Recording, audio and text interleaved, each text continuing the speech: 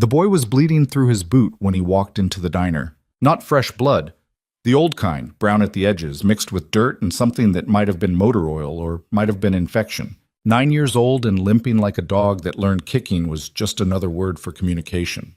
His fingers shook around a motel keycard that didn't belong in a child's hand.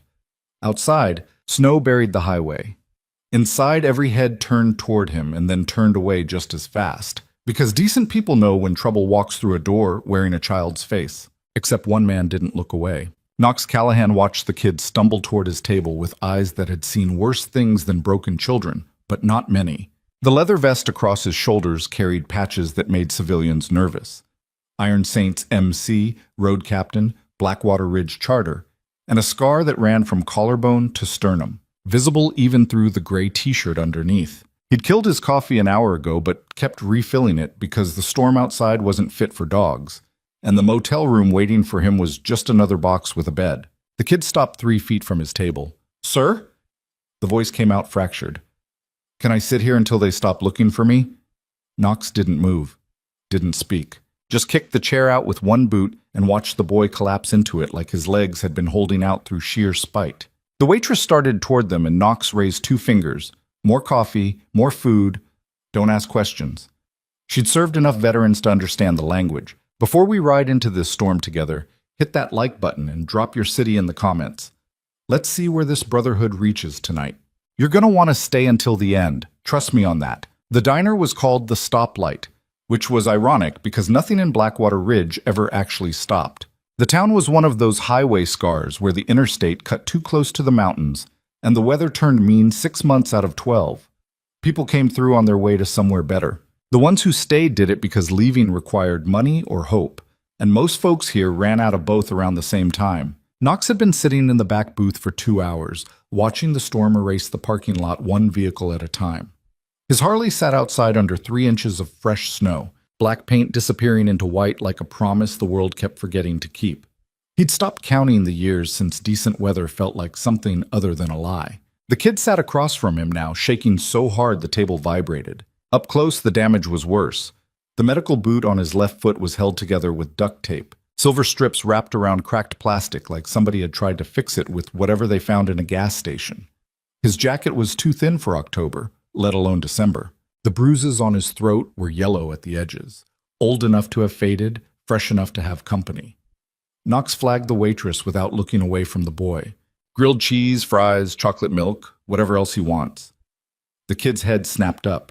His eyes were brown, too big for his face, and filled with the kind of confusion that comes from kindness arriving in the wrong shape. "I don't have money," he whispered. "Didn't ask if you did."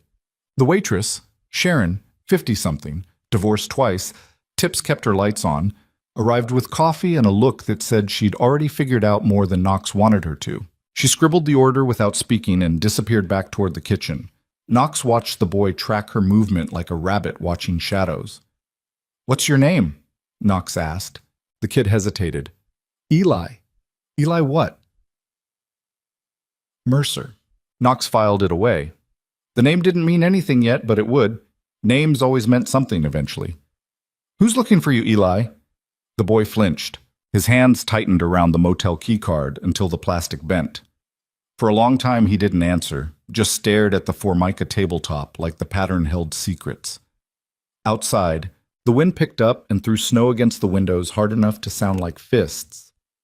"My uncle," Eli finally said. "Vernon, you is up at the odds." Knox waited. Silence was a tool. Most people couldn't stand it, felt compelled to fill it with truth just to make the quiet stop pressing against their skull. He'd learned that in Fallujah, sitting in blown-out buildings with civilians who knew where the insurgents hid but were too scared to say it out loud. Wait long enough, and fear always found a voice. Eli's voice, when it came back, was barely there. "He's going to kill me." The words hung in the air between them like smoke. Knox didn't react, didn't lean forward, didn't soften his expression, didn't do any of the things civilians did when children said terrible things. He just kept his eyes steady and his breathing even because the worst thing you could do to a scared kid was prove their fear was justified by looking afraid yourself. "Why would he do that?" Knox asked quietly. "Because I cost too much." The food arrived before Knox could respond. Sharon set the plate down gently, added extra fries without being asked, and walked away fast. The kid stared at the grilled cheese like it might vanish if he blinked.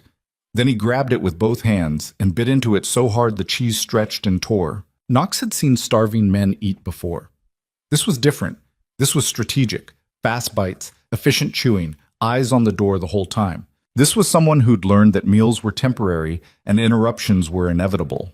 He ate the entire sandwich in 90 seconds. Then he started crying. Not loud, not dramatic, just tears running down his face while he chewed, salt mixing with grease and ketchup, his shoulders shaking every time he swallowed. He didn't stop eating, didn't slow down, just kept going while his body tried to fall apart around him. Knox looked away and gave him that much privacy. The storm kept hammering the windows. Snow piled against the glass like it was trying to bury the whole town.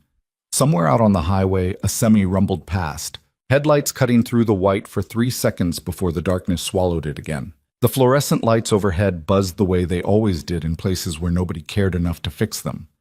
When Eli finished eating, he wiped his face with the sleeve of his jacket and stared at the empty plate like he'd committed a crime. "I'm sorry," he whispered. "For what?" "For crying, for bothering you, for—" "Oh, stop," Knox said.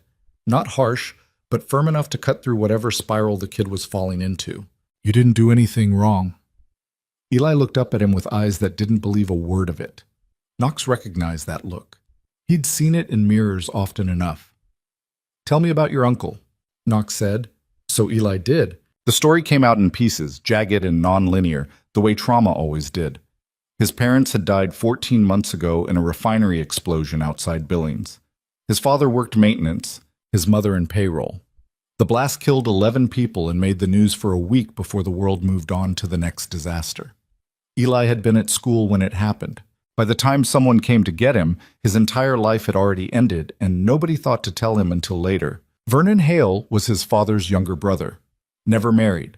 Worked as a regional insurance adjuster. Made decent money. Lived alone in a double-wide outside town. When Child Services asked if he'd take Eli, Vernon said yes immediately. Everyone called him generous, caring. A good man stepping up when family needed him. The first month was fine. Vernon bought him new clothes, enrolled him in school, took him to doctor appointments. Eli thought maybe things would be okay. Maybe losing his parents wasn't the end. Maybe Vernon actually wanted him. Then the insurance settlement came through. $400,000, split between survivor benefits and the wrongful death lawsuit the families filed collectively. Eli's portion went into a trust managed by Vernon until Eli turned 18. The paperwork said it was for education, medical expenses, basic needs. Vernon had signatory power. Nobody questioned it. That's when everything changed. Vernon moved Eli into the garage. Told the caseworker it was temporary, just until he converted the spare bedroom. Weeks turned into months. The garage never got heat. Eli slept on a cot surrounded by paint cans and lawnmower parts and boxes of junk Vernon never threw away. At night, the temperature dropped below freezing, and Eli wrapped himself in sleeping bags that smelled like mildew and gasoline. Food became a negotiation. Vernon fed him, enough to keep suspicion away, not enough to stop the hunger. Breakfast was cereal, no seconds. Lunch was whatever the school gave him.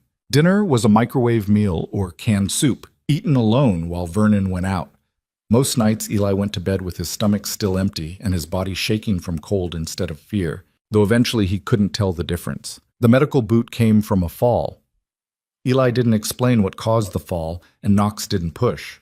The kid's eyes went somewhere else when he mentioned it, somewhere dark and distant, and Knox knew better than to drag someone back from that place before they were ready.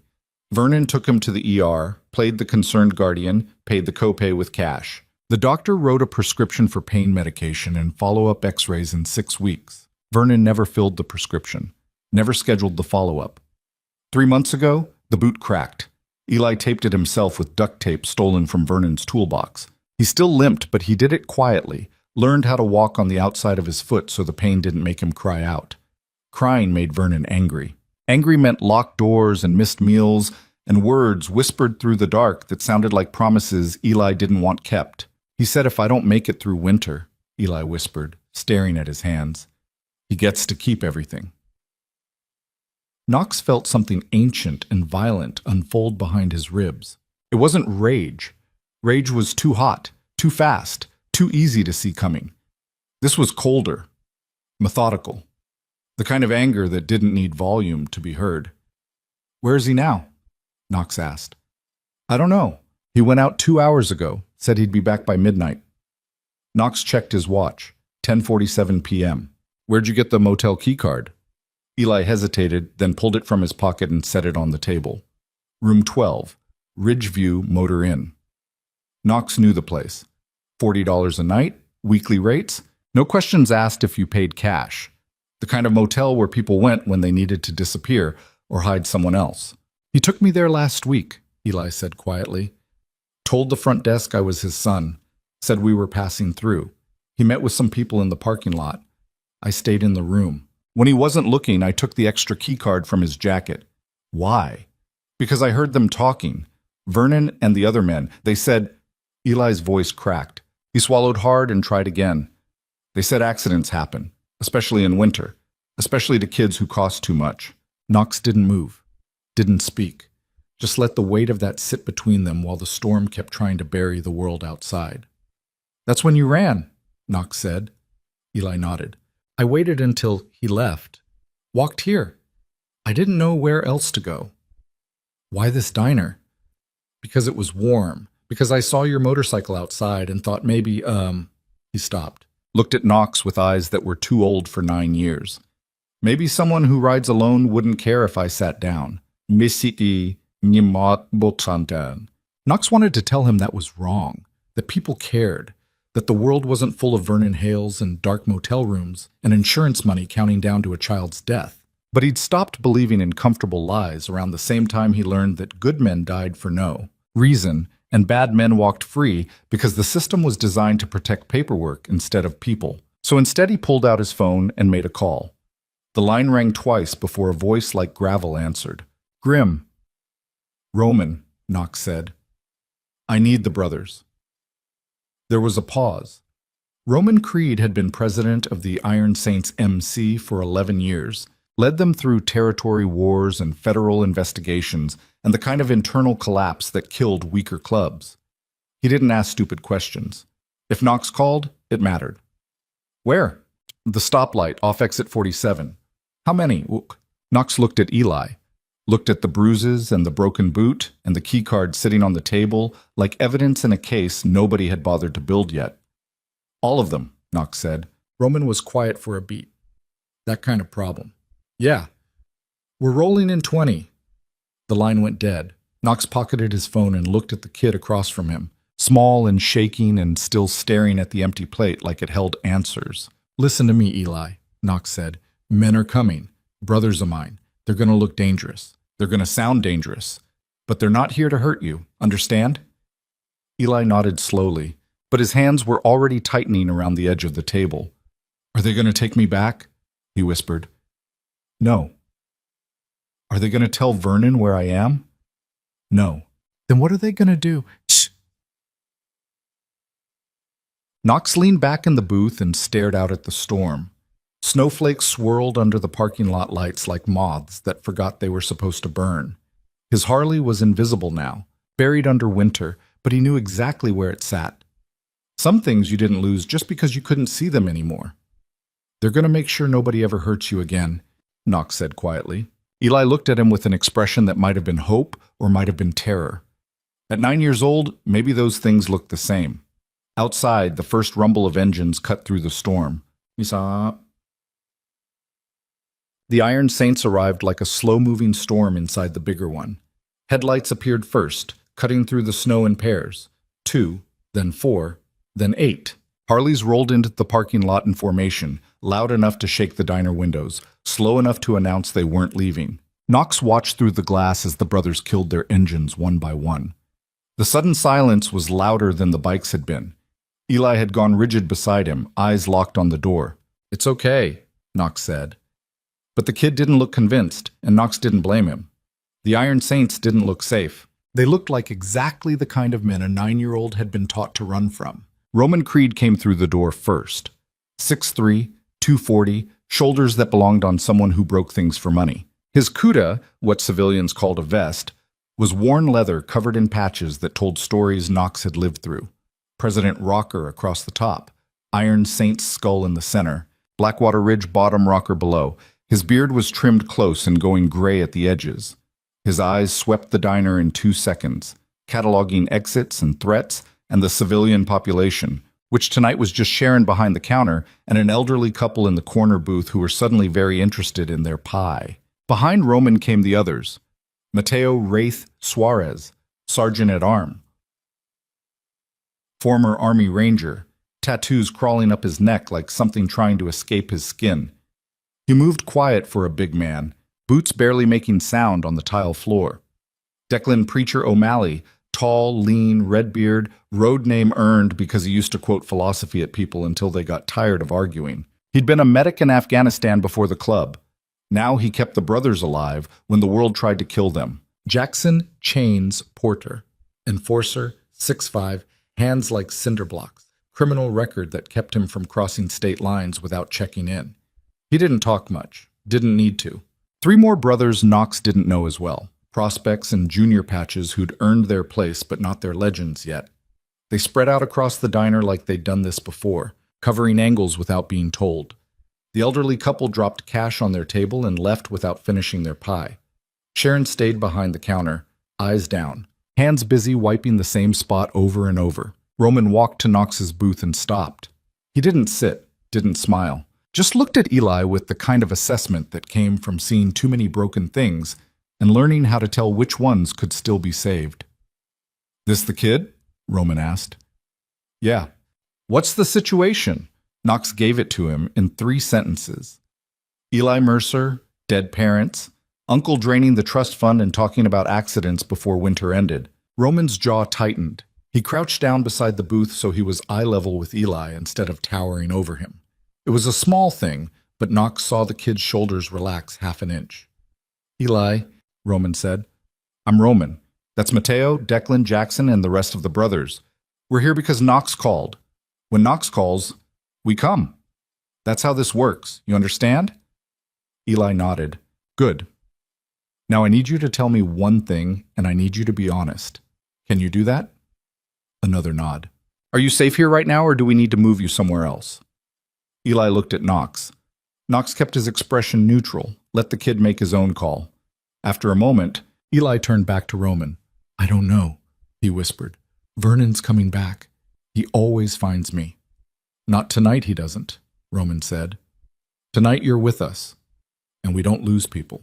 The words were simple, matter of fact, but something in Eli's face shifted, like he'd just heard a language he thought had gone extinct. Roman stood and motioned Preacher over. "Get a look at him. Document everything." Preacher nodded and slid into the booth across from Eli, pulling a small LED flashlight from his cutter. "Hey kid, I used to be a medic. I'm just going to check you over, make sure nothing needs immediate attention. That okay?" Eli glanced at Knox again. Knox gave him a small nod. "Okay," Eli whispered. While Preacher worked, shining the light in Eli's eyes, checking his pupils, gently pressing fingers against the bruises on his throat and wrists, Roman pulled Knox aside. They stood near the door, voices low enough that the words didn't carry. "How solid is this?" Roman asked. "Solid enough. Kid's got a motel keycard that doesn't belong to him, fresh bruises under old ones, a medical boot held together with tape. He says Vernon's planning something permanent." "Planning or threatened?" "Both." Roman looked back at the booth where Preacher was now carefully examining the duct-taped boot. "We need more than his word. CPS won't move on a kid's testimony alone, especially if the uncle's clean on paper. He's got financial motive, $400K in a trust. If Eli doesn't make it to 18, Vernon keeps signatory control. That's not proof. It's enough to start asking questions." Roman was quiet for a moment, thinking. Outside, the storm hadn't let up. Snow kept falling, erasing tire tracks and footprints, making it look like the world had always been this white and empty. "What do you want to do?" Roman finally asked. Knox looked at Eli. The kid sat perfectly still while Preacher worked, hands folded in his lap, eyes distant. He looked like someone who'd learned that compliance was safer than resistance, that stillness was safer than movement, that taking up less space meant fewer reasons to get hurt. We keep him, Knox said. That's kidnapping if Vernon files a report. Then we make sure he doesn't want to file a report. Also, bull abimbatiskeita. Roman smiled, but it wasn't a pleasant expression. You know we can't do that anymore, brother. We're not that club. I'm not talking about hurting him, Knox said. I'm talking about making him realize his best option is to walk away. And if he doesn't? Knox was quiet for a beat. Then we document everything, build the case, hand it to people who will actually do something with it. And if those people don't do anything, then we do. Roman studied him. They'd known each other for 15 years, rode through 3 states together, buried 2 brothers, and watched a third go to prison on charges they both knew were bullshit. Roman understood the way Knox's mind worked, the way violence and protection lived in the same space, and sometimes got confused about which one was needed. You're talking about crossing a line, Roman said quietly. I'm talking about not letting a kid die because the system moves slower than winter. Roman looked back at Eli, then at the brothers standing watch around the diner, then at the storm outside, relentless and indifferent. All right, he said. We do this clean, legal, by the book, until this book runs out. And after that we'll see. It wasn't permission, wasn't a plan, but it was enough. Preacher finished his examination and joined them by the door. He kept his voice low.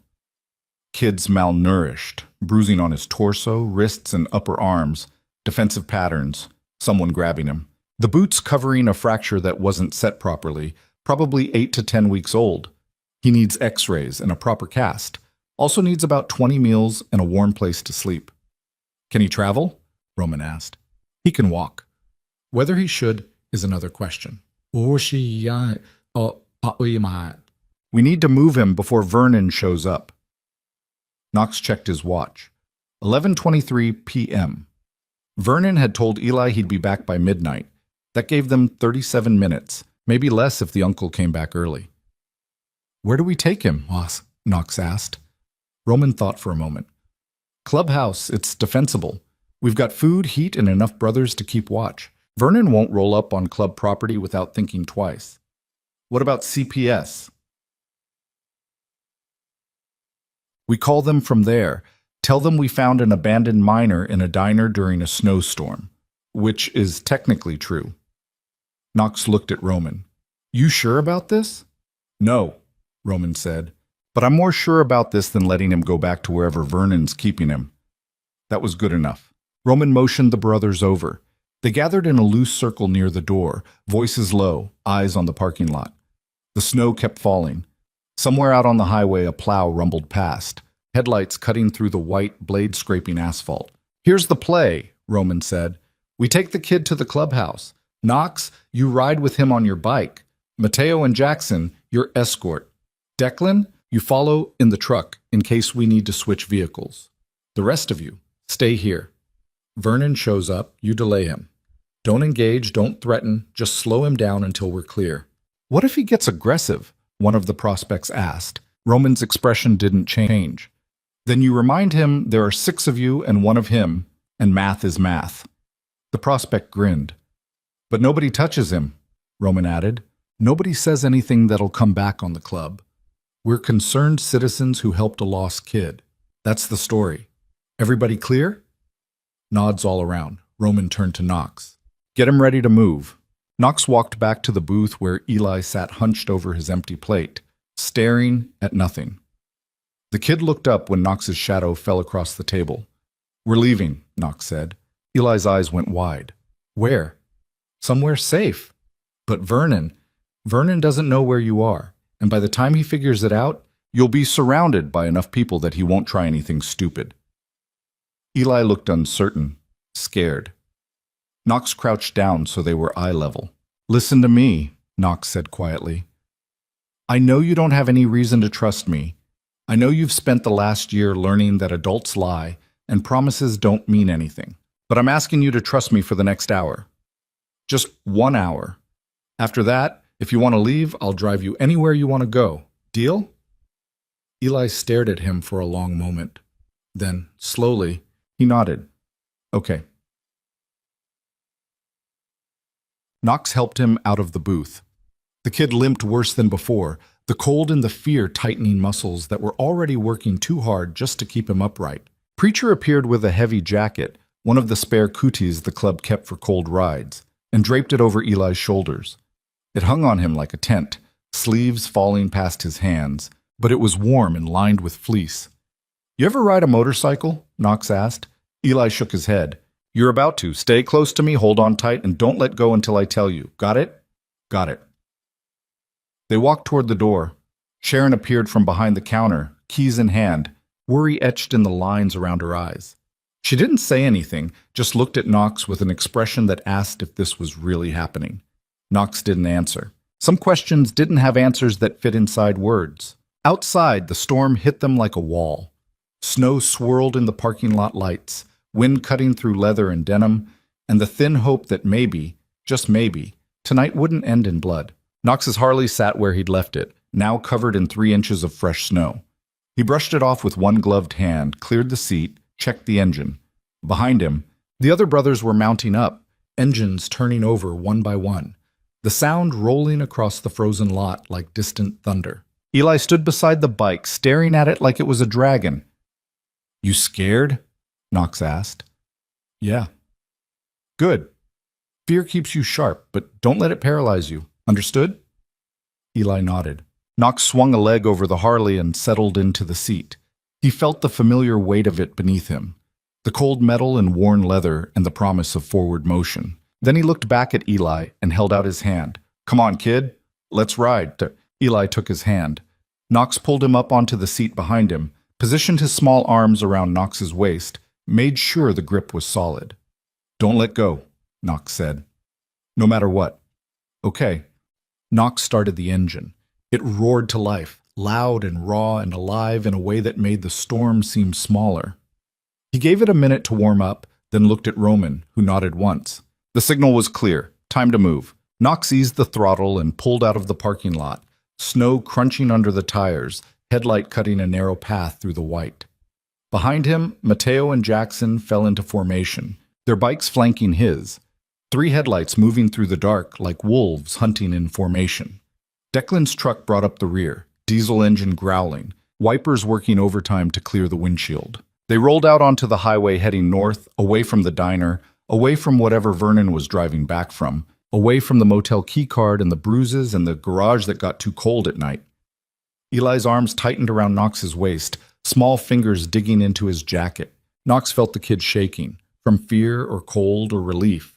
Impossible to tell. But he didn't loosen his grip. Good. Holding on meant staying alive. The clubhouse was 12 miles up the mountain, 12 miles through a storm that was trying to bury the road.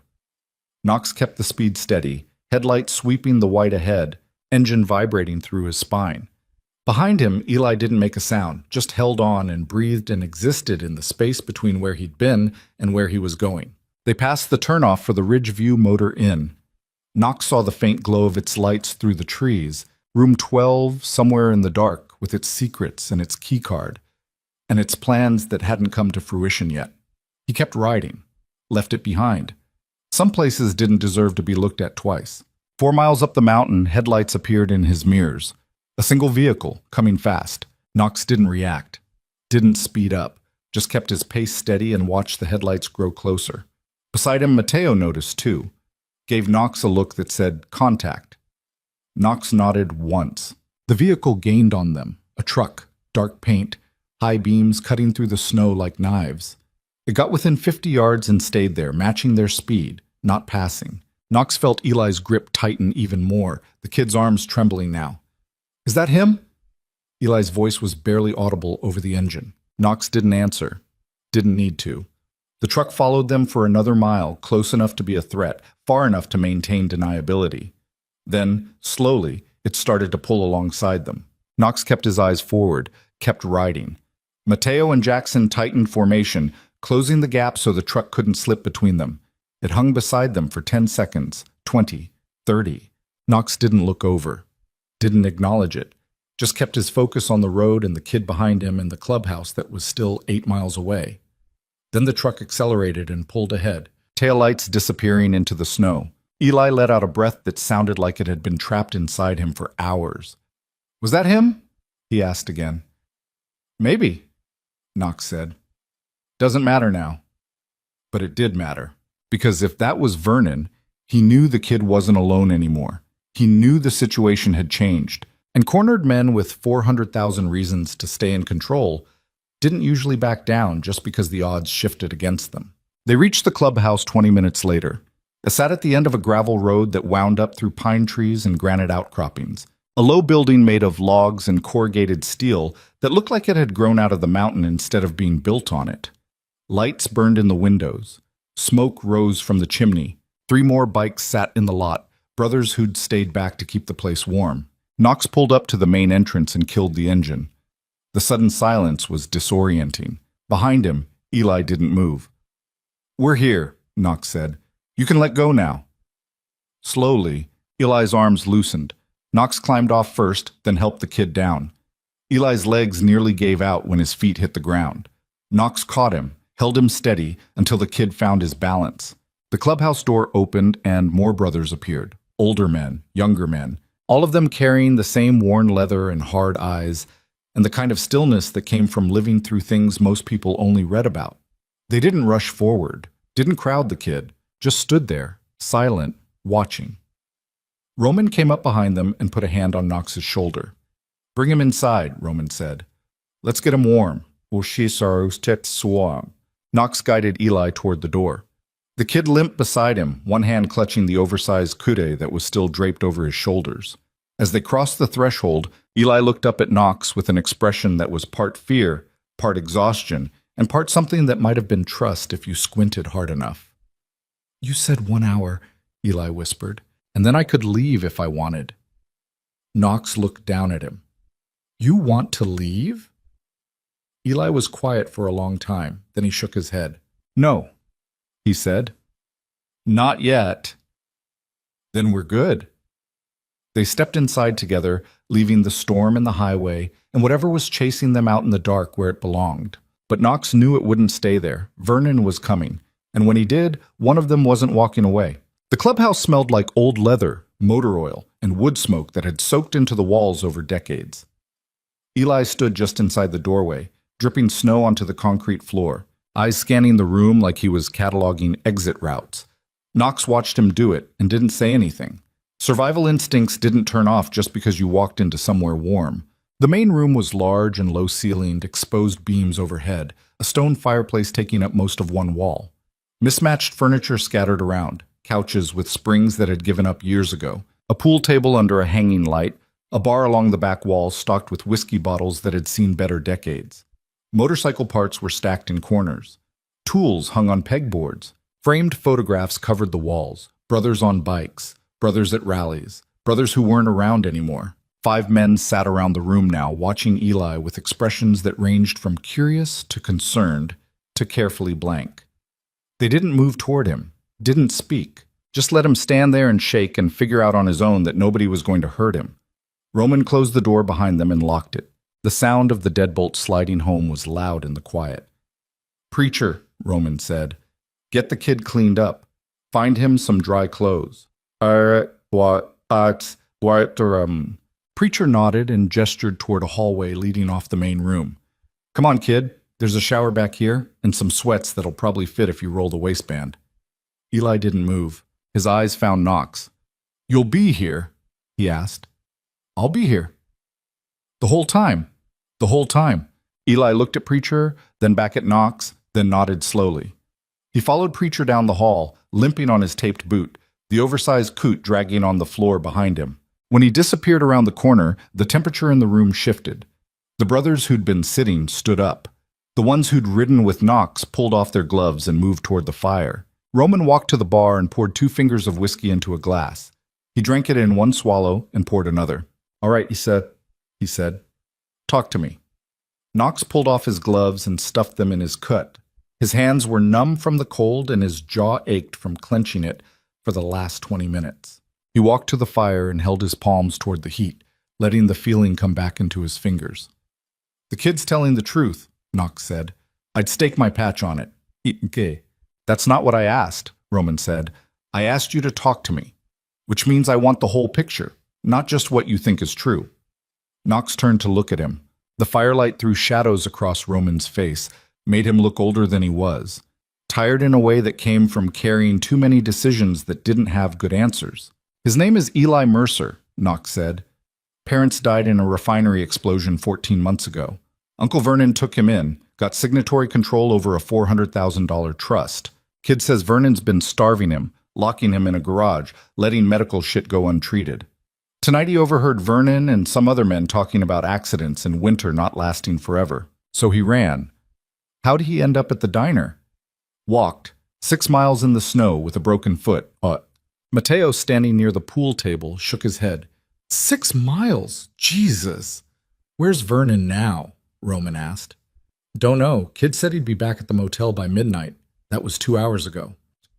He see us leave the diner? Maybe. Truck followed us for a mile. Could have been him. Could have been somebody else. Roman set his glass down and leaned against the bar.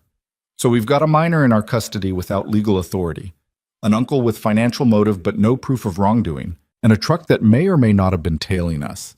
That about sum it up? Yeah. And your plan is what exactly? Knox didn't answer right away.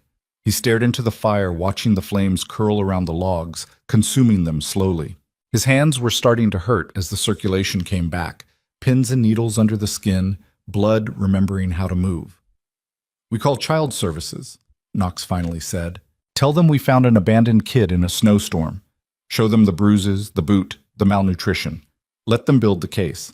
And if they don't, then we do. Roman was quiet for a long moment. The fire popped and settled. Outside, the wind picked up and threw snow against the windows hard enough to sound like something trying to get in. You know, we can't go down that road again, Roman said quietly. We've spent the last 5 years proving we're not the club we used to be. We've got businesses, legitimate income, relationships with local PD that don't involve lawyers. We cross that line, all of it goes away. Well, so, I'm not talking about crossing lines. Then what are you talking about? Knox turned to face him. I'm talking about not letting a kid die because we were too worried about our image to do something. The words hung in the air like smoke. Nobody moved. Nobody spoke. Knox could feel the weight of 11 years pressing down on the room. 11 years of Roman holding the club together, keeping them out of federal crosshairs, rebuilding their reputation from the ground up after the old president went to prison and took half the charter with him. Chains spoke from his couch, voice like gravel scraping concrete. We helped the kid. We put a target on our backs. Vernon's got money. Money means lawyers. Lawyers means complications. So we let him walk away? Knox said. I didn't say that. Then what are you saying? Chains stood up. He was 6'5", 260, hands scarred from years of bare-knuckle boxing before he patched in. He'd done 8 years in Deer Lodge for aggravated assault and came out harder than he went in. Most people crossed the street when they saw him coming. I'm saying we need to be smart, Chains said. We can't just take a kid and hope it works out. There's a process. We follow it. We document everything. We hand it over to people whose job it is to handle this shit. And if those people don't do their job? Knox asked. Then we reassess. Reassess. Knox almost laughed. That's what we're calling it now? Chain stepped closer. You got a problem with how I'm saying it, Grim? I got a problem with waiting while a kid's life runs out. Then maybe you should have thought about that before you made the call and dragged the rest of us into it. Knox felt his jaw tighten, his hands curled into fists. He knew what Chains was doing, pushing back, testing boundaries, making sure Knox understood this wasn't just his decision anymore. The club operated on consensus. Majority ruled. One brother didn't get to drag them all into something without the vote backing him up. Roman stepped between them before it could go further. Enough, he said. Not loud, but firm enough to cut through the tension. We're not doing this tonight. We've got a kid in the back who's scared and hurt and trusting us not to tear each other apart in front of him. So we're going to table this conversation until morning. Understood? Chain stared at Knox for another beat, then nodded and stepped back. Knox unclenched his fists and turned away. Good, Roman said. Mateo Jackson, you're on first watch, 4-hour shifts. Nobody comes up that road without us knowing about it. Declan, you're on second. Chains, you're on third with Grim. Chains looked like he wanted to argue but didn't. "What about the kid?" Mateo asked. "He sleeps here tonight," Roman said. "We'll figure out the rest in the morning." "Where?" "Chapel's got a couch. It locks from the inside. He'll feel safer if he can control the door." The chapel was what the club called the meeting room, a smaller space off the main room where they held votes and settled disputes and talked about things that didn't leave the building. It had one couch, one table, and walls covered in photographs of brothers who'd earned their place in the club's history. It wasn't comfortable, but it was private. "I'll set it up," Preacher said, appearing from the hallway with Eli behind him. The kid looked smaller in the borrowed clothes. Gray sweatpants rolled at the ankles, a black t-shirt that hung on him like a tent. His hair was still damp from the shower. The bruises on his throat and wrists stood out sharper now that the dirt was gone. He walked into the main room slowly, eyes darting from brother to brother, hands clutched together in front of him. Knox moved toward him. "You good?" Eli nodded. "Yeah." "You eat yet?" "Not since the diner." Roman gestured toward the kitchen. "Mateo, heat up some of that chili from earlier." Mateo disappeared into the back. Knox guided Eli to the couch by the fire and sat down beside him. The kid stared at the flames, hypnotized or exhausted or both. "Where am I sleeping?" Eli asked quietly. "Back room. It's got a lock. You'll be safe." "What if Vernon comes?" "Then he'll have to go through all of us first." Eli looked up at him. "Why are you doing this?" Knox had been asked that question before. Different people, different circumstances, same confusion underneath. Why would someone with nothing to gain put themselves at risk for a stranger? He never had a good answer, or maybe he had too many answers and none of them fit inside words that made sense. "Because you asked," Knox said. It was the same answer he'd give later, months down the line, but tonight it was just the truth. Mateo returned with a bowl of chili and a sleeve of crackers. Eli took it carefully, like it might disappear if he moved too fast. He ate slower this time, more controlled, but Knox could see the hunger underneath. The kid was running on empty, had been for months. While Eli ate, the brothers moved around the room with the kind of efficiency that came from years of living in close quarters. Mateo and Jackson geared up for watch, heavy coats, gloves, radios clipped to their belts. Declan checked the security cameras mounted outside, flipping through feeds on a laptop. Chains disappeared into the back hallway. Preacher set up the chapel, arranging blankets and pillows on the couch. Roman stood by the bar, watching it all unfold, his expression unreadable. Knox stayed next to Eli, silent, present. The kid finished eating and set the empty bowl on the floor. His eyes were heavy now, exhaustion finally catching up to the adrenaline. "I'm tired," Eli whispered. "Come on," Knox said. "Let's get you set up." "Yeah." He led Eli to the chapel.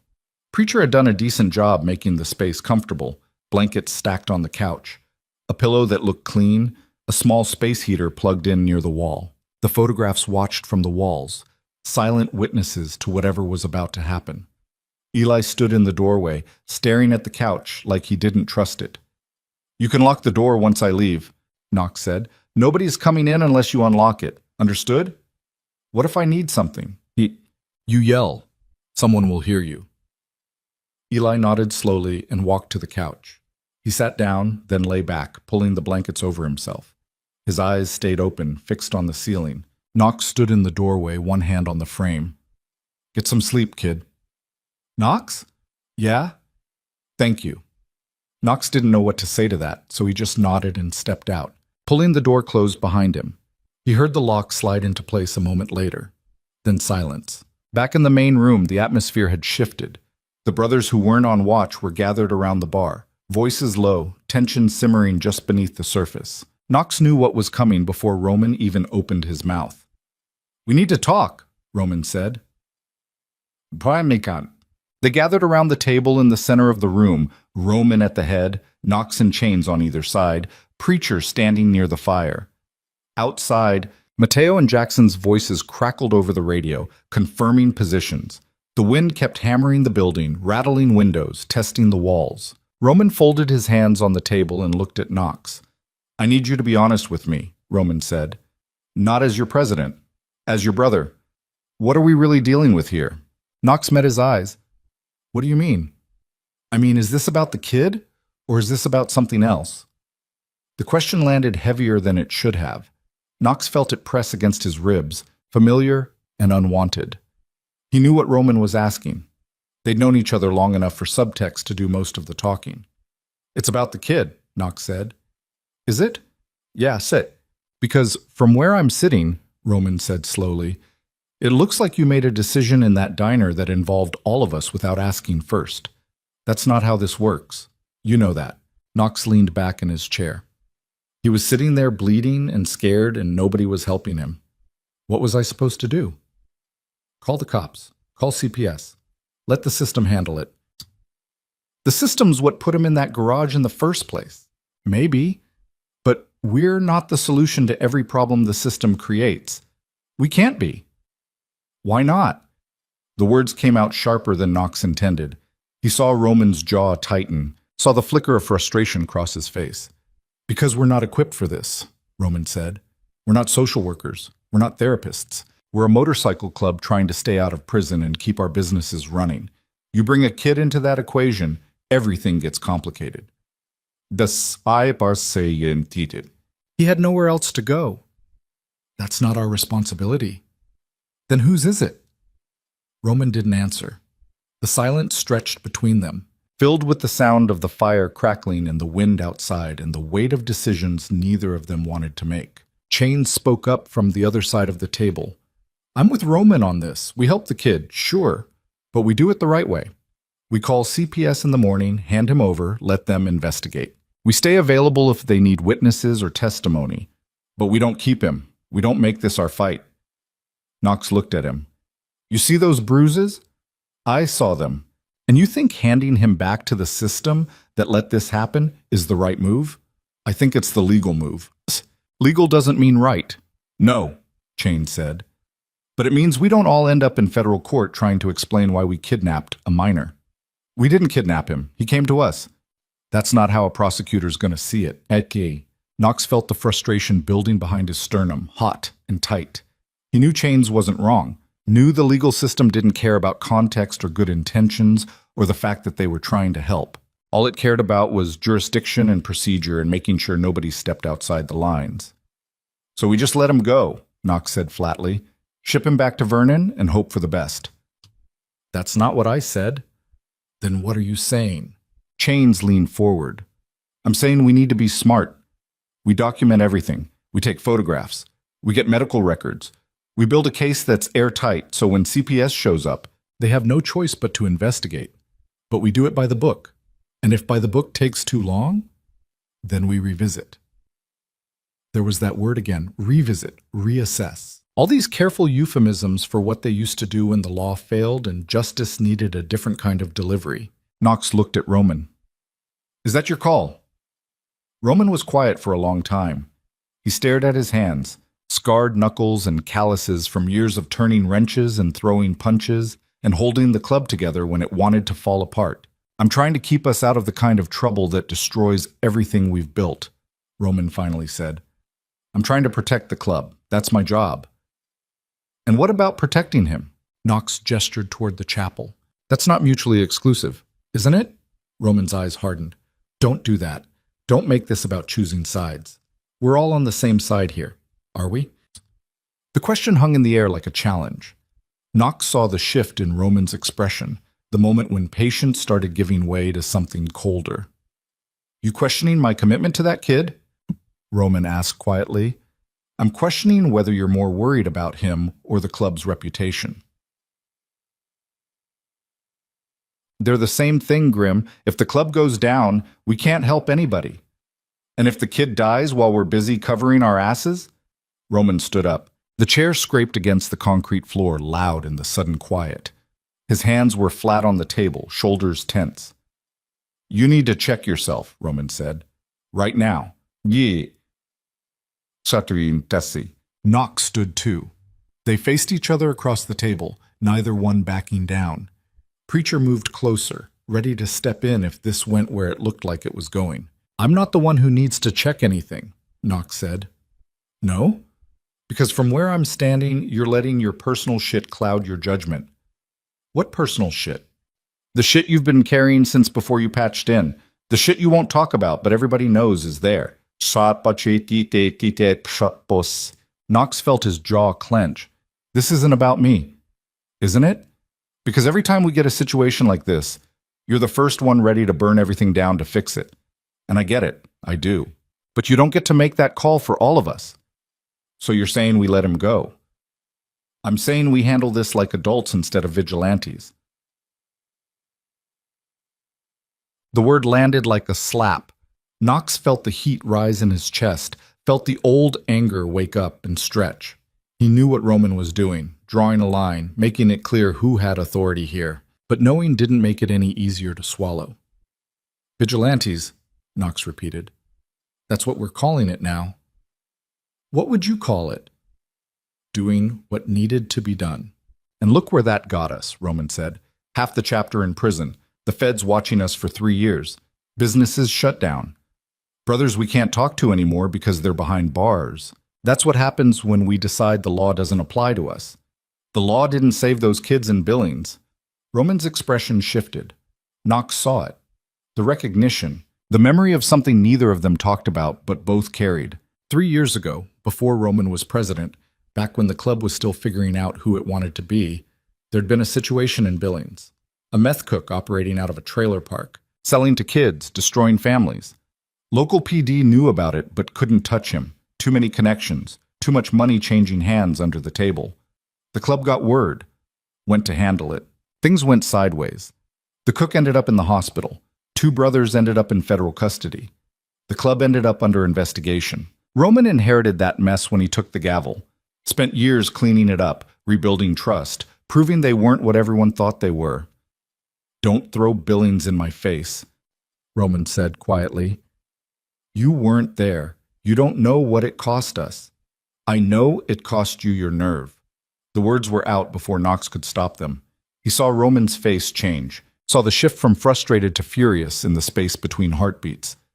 Say that again, Roman said. Knox didn't. Preacher stepped forward, hands raised. All right, that's enough. Both of you need to take a breath and stay out of this, Roman said, eyes still locked on Knox. Preacher backed off. The room was silent except for the fire and the wind and the sound of Knox's heart beating too hard against his ribs. He knew he'd crossed a line, knew he should walk it back, apologize, de-escalate. But something in him wouldn't let the words come. You want to know what I think? Roman said. I think you see that kid back there and you see yourself. I think you're projecting your own trauma onto him and calling it protection. And I think that's dangerous. You don't know what you're talking about. Don't I? You never talk about where you came from. Never talk about why you started riding alone before you found the club. Never talk about the scars you've got that didn't come from a deployment. But we all see them. We all know something broke you before you got here. And that's fine. We're all broken. That's why we're here. But you don't get to use that kid as a way to fix something that happened to you 20 years ago. Knox felt the words land like punches, felt them hit places he kept locked down, places he didn't let anyone see. His hands were shaking now, adrenaline or anger or something worse. This isn't about me, Knox said again, but his voice sounded hollow even to himself. Then prove it, Roman said. Walk away. Let us handle this the right way. Let CPS do their job. And if they don't, we'll figure out what comes next, together, as a club. Not as one brother going rogue because he's got something to prove. Knox stared at him, stared at the man he'd ridden with for over a decade, the man who'd saved his life more than once, the man who was now asking him to stand down. And if I don't? Knox asked quietly. Roman's expression didn't change. Then you're choosing him over us. The ultimatum sat between them like a weapon. Knox felt the weight of it, felt the choice pressing down on his shoulders. The club or the kid, loyalty or conscience, the brotherhood that had saved him, or the boy who needed saving now. Before he could answer, the radio on the bar crackled to life. Roman, we got a problem. Mateo's voice, tense and low. Roman grabbed the radio. Talk to me. Truck just pulled up at the bottom of the access road, stopped about 50 yards out, headlights still on. Driver sitting there. Can you ID the vehicle? Dark paint. Looks like a Silverado. Can't see plates from this angle. Roman looked at Knox. That Vernon's truck? Kid didn't say, but the one that followed us was dark paint. Roman keyed the radio. Is he moving? Negative. Just sitting there. How long? 3 minutes and counting. Roman set the radio down and looked around the room. The tension from 30 seconds ago evaporated, replaced by something more immediate. Brothers moved instinctively, Chains toward the gun safe in the back hall, Preacher toward the windows to check sight lines, Knox toward the chapel where Eli was sleeping. Don't wake him, Roman said. Not yet. Knox stopped, hand on the chapel door. He should know, hey? Not until we know what we're dealing with, Roman said. Last thing that kid needs is to wake up in the middle of whatever this is. Knox wanted to argue, but didn't. Roman was right. If Vernon was out there, if he'd tracked them here, waking Eli would only scare him. Better to let him sleep while the brothers figured out how to handle what was coming. Roman keyed the radio again. Mateo, any movement? Wait, yeah, driver's door just opened. Everyone in the room went still. Single occupant, Mateo continued. Male. Can't see his face from this angle. He's standing next to the truck now, not moving toward the clubhouse. Just standing there. Armed? Can't tell. Coat's too heavy to see if he's carrying. Roman looked at Chains. Get the AR from the safe. Don't chamber around, just have it ready. Chains disappeared down the hall. Chains. Knox moved to the window, peered through the gap in the curtains. The snow was still falling hard, visibility maybe 30 yards. He couldn't see the truck from this angle, couldn't see anything but white and darkness, and the faint glow of the security lights at the perimeter. What do you want to do? Preacher asked. Roman was quiet, thinking. Knox could see the calculation happening behind his eyes. Threat assessment, legal liability, club safety, all of it running in parallel. We don't engage unless he approaches the building, Roman finally said. He stays at his truck. We stay here. Nobody makes this worse than it needs to be. And if he does approach? Knox asked. Then we meet him outside, away from the kid, and we keep it civil. Knox turned to look at him. You really think Vernon drove up here in the middle of the night to have a civil conversation? But I think we're not giving him an excuse to call the cops and claim we threatened him. The radio crackled again. He's moving, walking toward the clubhouse. Slow. Looks like he's alone. Roman grabbed his cutty from the back of a chair and shrugged it on. Chains, leave the rifle. We go out unarmed. Chains reappeared from the hallway, AR-15 in hand. That's a mistake. It's an order. They stared at each other. Then Chains set the rifle against the wall and pulled his couté on too. Roman looked at Knox. You're staying inside. Like hell I am. You brought him here. That makes you compromised. I'm not having you out there if this goes sideways. Roman, that's not a request, Grim. That's an order from your president. You stay inside with Preacher and make sure that kid stays safe. Understood? Knox felt his jaw clench. Every instinct told him to argue, to push back, to go out there because this was his problem and his responsibility.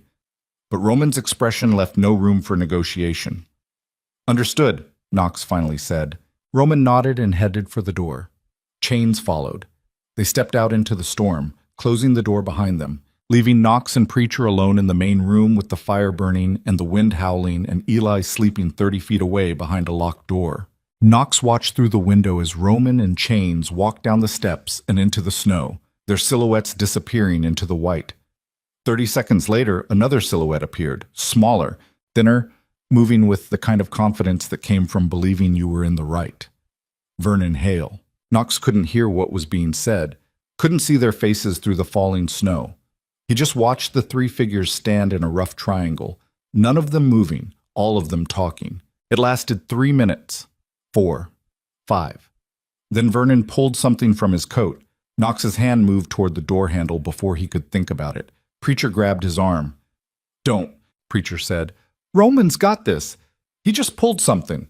Could be a phone, could be paperwork, could be nothing. Knox watched. Vernon held whatever it was out toward Roman. Roman took it, looked at it, handed it back. More talking. More standing in the snow. Then Roman gestured back toward Vernon's truck, and Vernon shook his head. Roman gestured again, more firmly this time. Vernon didn't move. The conversation continued for another minute. Then Vernon turned and walked back toward his truck, got in, sat there for another 30 seconds before starting the engine and pulling away. The headlights disappeared down the access road, swallowed by the storm. Roman and Chain stood in the snow for a moment longer, watching the truck disappear. Then they turned and walked back to the clubhouse. When they came through the door, Knox was waiting. "What did he say?" Knox asked. Roman pulled off his coat and hung it by the door. His face was unreadable, which meant whatever had just happened wasn't good. "He wants his nephew back," Roman said. And he's got paperwork proving legal guardianship, signed by a judge, notarized, all of it legitimate. Knox felt something cold settle in his stomach. "What else?" Roman looked at him. "He knows Eli's here, said he followed us from the diner, said he's willing to forget about it if we hand the kid over right now. No cops, no lawyers, just give him back and we all walk away." "And if we don't?" Roman was quiet for a beat. "Then he files a report in the morning. Kidnapping, false imprisonment, interference with lawful custody. He's got our license plates, photographs of the clubhouse, probably recordings of what we just said. He came prepared." "What?" Knox felt his hands curl into fists. "So we're just going to give him back?" "I didn't say that." "Then what are you saying?" Roman walked to the bar and poured another drink.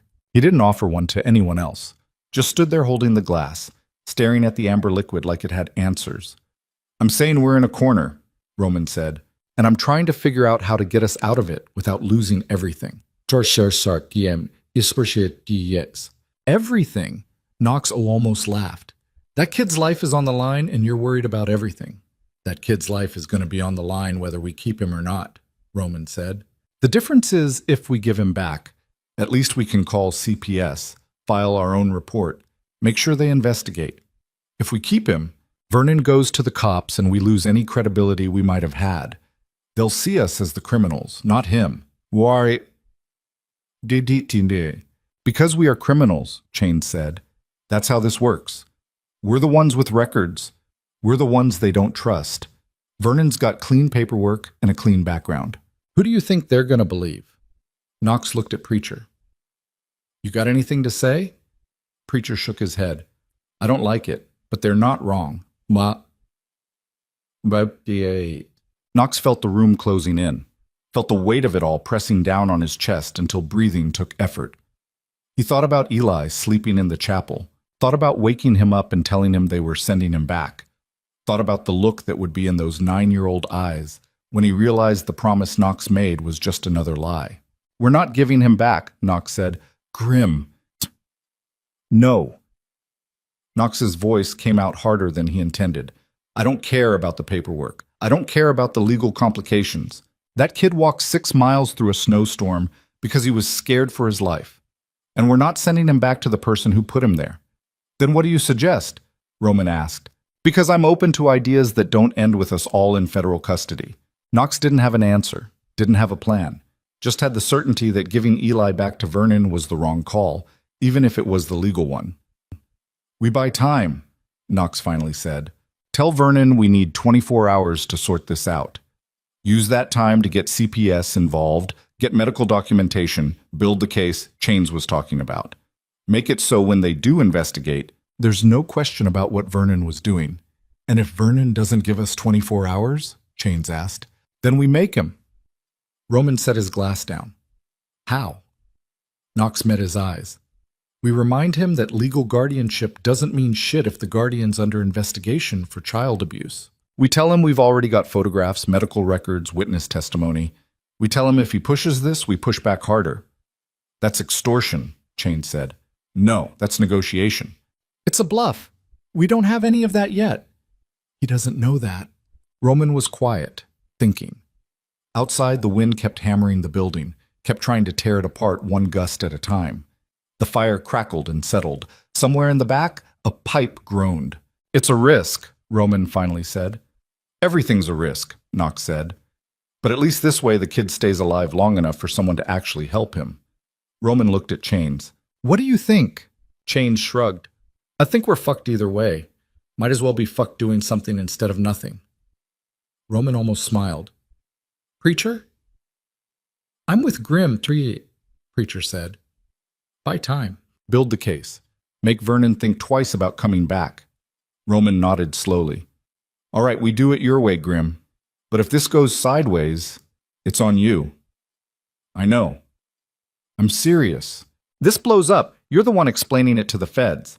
I said I know. Roman grabbed his kuat and pulled it back on. Then let's go have another conversation with Vernon before he gets too far. They headed for the door. Roman, Chains, Knox. Preacher stayed behind to watch the clubhouse. They stepped out into the storm again, boots crunching in the fresh snow, breath fogging in the cold air. The access road stretched ahead of them, empty except for tire tracks already being erased by the wind.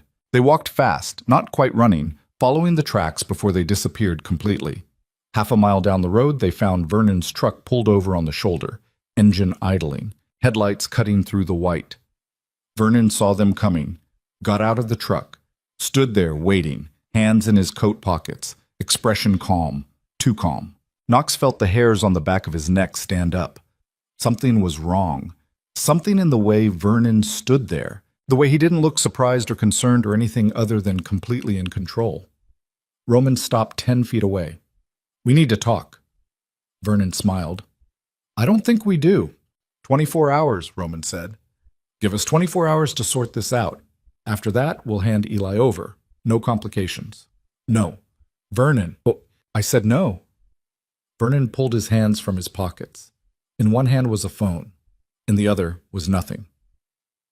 You've got 30 minutes to bring my nephew out to this road, or I call the sheriff and report a kidnapping. Your choice. Roman's expression didn't change. You don't want to do that. Why not? Because we've got evidence, Knox said. Photographs of his injuries, medical documentation, witness testimony. You push this, we push back. Vernon's smile widened. No, you don't. The words landed like ice water. You've got a scared kid with some bruises that could have come from anywhere, Vernon continued. You've got your word against mine, and you've got about 28 minutes left to figure out which one of those things matters more to you, protecting a stranger's kid or protecting your club. He got back in his truck, closed the door, and sat there with the engine running, waiting. Roman turned and walked back toward the clubhouse without another word. Chains followed. Knox stood there for another moment, staring at Vernon through the windshield, memorizing his face. Then he turned and followed his brothers back into the storm. When they got back to the clubhouse, Roman called an emergency meeting. All the brothers gathered around the table. Even Mateo and Jackson came in from watch. Nobody spoke. They just waited while Roman stood at the head of the table with his hands flat on the wood and his head down like he was praying to a god that didn't exist anymore. Finally, he looked up. We've got a choice to make, Roman said, and we're going to make it as a club. Everybody votes. What's the choice? One of the prospects asked. Vernon wants Eli back in 30 minutes, or he calls the sheriff. We can give him back and try to work through the system, or we can refuse and take our chances with whatever comes next. Silence. Show of hands, Roman said. Who votes we give him back? Chains raised his hand. 2 prospects followed. 3 out of 8. Who votes we keep him? Knox raised his hand. Preacher followed. Mateo, Jackson. 4 out of 8. Roman stood there looking at the split vote, the weight of the decision settling on his shoulders. Tie goes to the president, Chains said quietly. Roman nodded. He looked at each of them in turn. Chains, Knox, Preacher, all the brothers who'd trusted him to lead them for the last 11 years. Then he looked toward the chapel where Eli was still sleeping, unaware that his entire life was being decided 30 feet away. We keep him, Roman said. Knox felt something in his chest unclench. But, Roman continued, we do this smart. We call CPS right now. We file the report before Vernon calls the sheriff. We document everything, and we make damn sure that when the authorities show up, they see us as the ones trying to protect a kid, not the ones who took him. And if they don't see it that way? Chains asked. Roman's expression went hard. Then we deal with it. Together. He picked up his phone and started dialing. And outside in the storm, Vernon's 30 minutes started counting down. Roman's finger hovered over the call button for Child Protective Services when the headlights appeared at the gate. Not one vehicle. 3. Knox saw them through the window. Two sheriff's cruisers flanking Vernon's Silverado. Light bars dark but engines running, exhaust visible in the freezing air. They stopped at the bottom of the access road, doors opening in unison like they'd practiced this. "He didn't wait 30 minutes, Matteo said from his position near the door. "No," Roman said quietly, lowering his phone. "He didn't." Knox felt his stomach drop. Vernon had played them. The 30-minute deadline was never real, just a distraction while he drove down the mountain and made the call he'd probably planned to make all along. Now the sheriff was here, and the club's window for controlling the narrative had slammed shut. "What do we do?" Jackson asked. Roman stood perfectly still, face unreadable, calculating odds that kept getting worse. 4 uniformed deputies were visible now, standing behind their vehicles, hands near their belts. Not drawn, not aggressive, but ready. "We cooperate, will McCall," Roman finally said. "Completely. We let them in. We show them Eli. We tell the truth. And we don't give them a single reason to escalate this."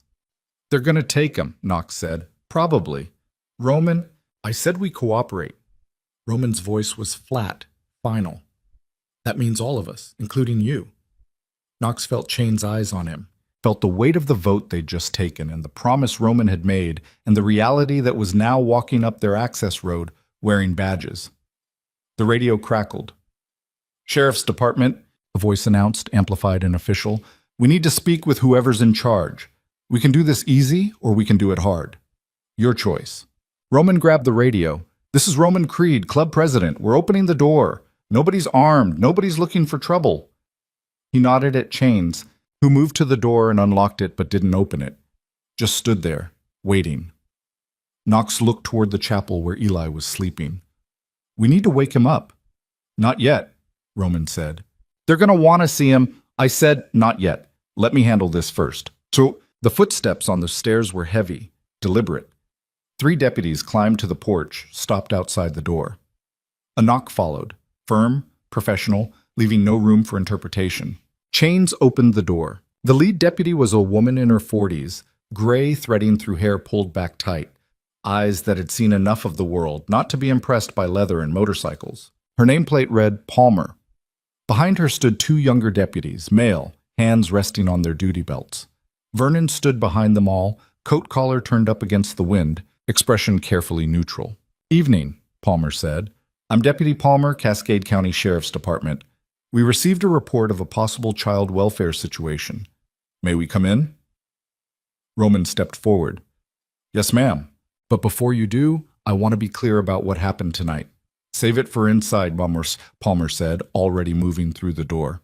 The deputies filed in, eyes sweeping the room, cataloging exits, counting people, assessing threat levels. Vernon followed last, staying near the door, saying nothing. Knox watched him, watched the way his eyes moved across the clubhouse like he was inventorying evidence. Palmer stopped in the center of the room and looked at Roman. "Where's the child?" "Sleeping. Back room." "We need to see him." "He's fine. He's safe. But before you wake him up, you need to know what we found." Palmer's expression didn't change. "Mr. Creed, I appreciate you wanting to explain, but my priority right now is confirming the child's welfare. We can talk after." "Understood?" Roman nodded slowly. "Understood." He led Palmer toward the chapel, Knox following despite the look Roman shot him.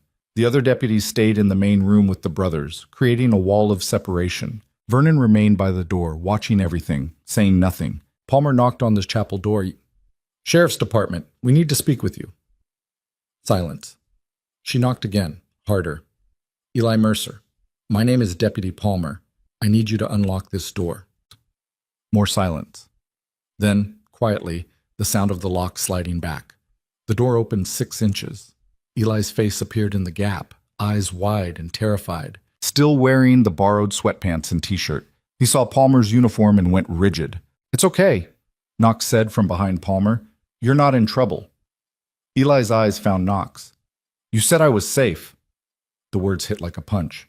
Knox felt them land in his chest, felt the accusation underneath. "You promised, and promises don't mean anything." "You're safe," Palmer said, voice softening. "Nobody's here to hurt you, but I need to ask you some questions." "Can you come out here?" Eli looked at Knox again. Knox nodded. Even though every instinct told him this was wrong, this was how it ended. This was the moment they lost him. Eli opened the door wider and stepped out. In the harsh light of the hallway, the bruises on his throat and wrists looked worse. Palmer saw them immediately. Her jaw tightened. "Who did that to you?" Palmer asked. Eli didn't answer. "Eli, I need you to tell me who hurt you." Still nothing. The kid stared at the floor, arms wrapped around himself, shoulders hunched like he was trying to disappear. Palmer crouched down to his eye level. "You're not in trouble, but I need to know if someone here hurt you or if it happened somewhere else." "Somewhere else?" Eli whispered. "Where?" Silence. Eli, "I can't help you if you don't tell me what happened." The kid's hands were shaking now. His breathing got faster, shallower. Knox recognized the signs. Panic attack incoming, the kind where your body decided it was dying even though nothing was actively trying to kill you. "He's scared," Knox said. "Give him a minute." Palmer stood and turned to face him. "And you are?" "Knox Callahan. I'm the one who found him at the diner." "Found him or took him?" "Found him. He was alone, bleeding, asking for help.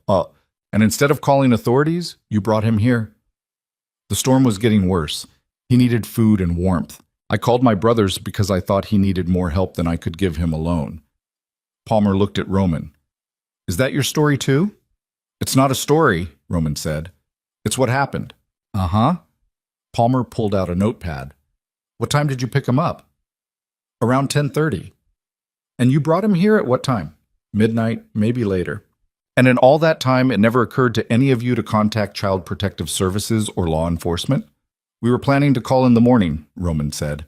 "Soon as the storm cleared and we could get better documentation of his injuries." Documentation.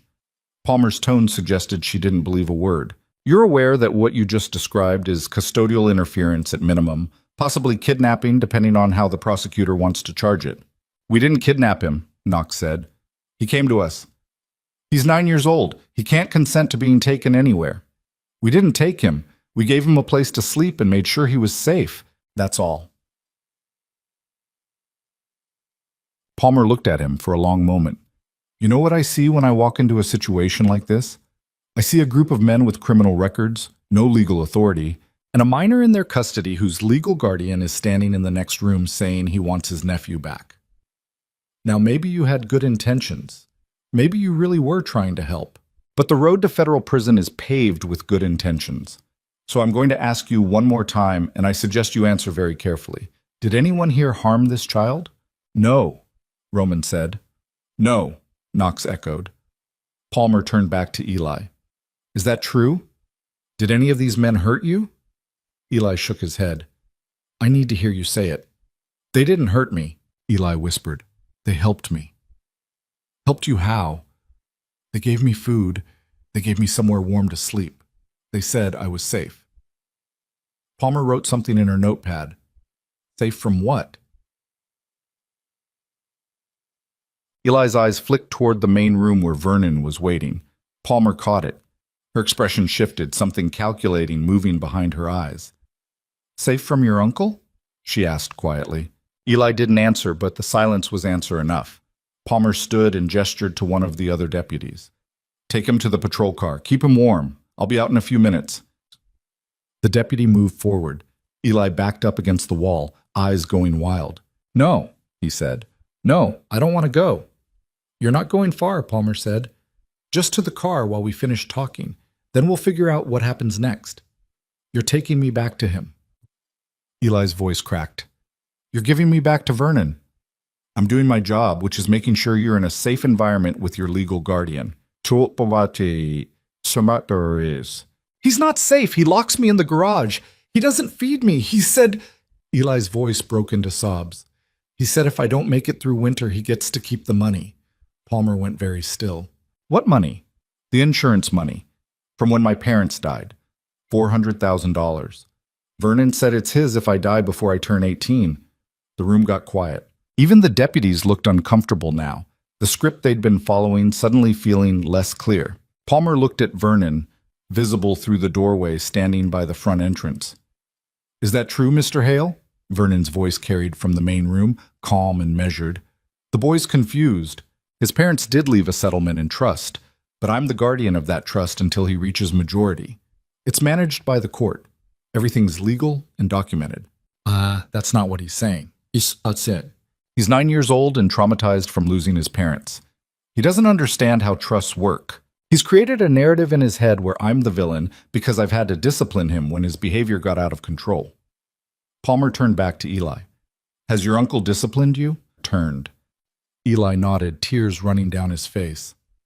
How? He locks me in the garage when I don't do what he says, sometimes for days. It's cold, and there's no heat, and I can't get out, even if I need the bathroom, or food, or... His voice dissolved into gasping sobs. Knox felt his hands curl into fists, felt the violence wake up in his chest, the old Marine Corps muscle memory that knew exactly how to hurt someone until they stopped being a problem. Roman must have seen it because his hand landed on Knox's shoulder, gripped tight enough to hurt. Don't, Roman said quietly. Not now. Palmer was watching Knox too, her expression unreadable. Mr. Callahan, I'm going to ask you to step back into the main room while I finish talking to Eli. I want to stay with him. That's not a request. Oh, Knox looked at Eli, at the terror in the kid's eyes, at the way his whole body was shaking. Then he looked at Palmer and saw a woman doing her job exactly the way the system required, following procedures that didn't care about truth or context or the difference between right and legal. He stepped back into the main room. The brothers were arranged around the space like a defensive formation, Jackson near the windows, Mateo by the bar, Chains standing between Vernon and the hallway. The tension was thick enough to choke on. Vernon stood near the door, hands in his pockets, expression carefully concerned. Knox wanted to walk over there and break his jaw. Wanted it so badly his hands were shaking. Vernon noticed, smiled slightly, said nothing. 5 minutes later, Palmer emerged with Eli, one hand on his shoulder. The kid looked defeated, hollowed out, like something inside him had given up. We're taking Eli to the hospital for an examination, Palmer announced. After that, he'll be placed in temporary foster care while CPS conducts their investigation. Mr. Hale, you'll need to make yourself available for questioning. Vernon nodded. Of course. Whatever you need. As for the rest of you, Palmer continued, looking at Roman, I'm not charging anyone tonight, but this situation is under investigation. That means nobody leaves the county without notifying my office first. Understood?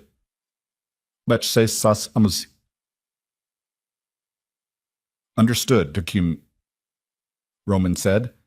Palmer started toward the door, Eli walking beside her like a prisoner. The kid looked back once at Knox, eyes asking a question Knox didn't have an answer for.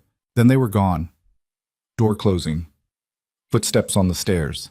Engine starting. Headlights cutting through the storm as the patrol cars pulled away.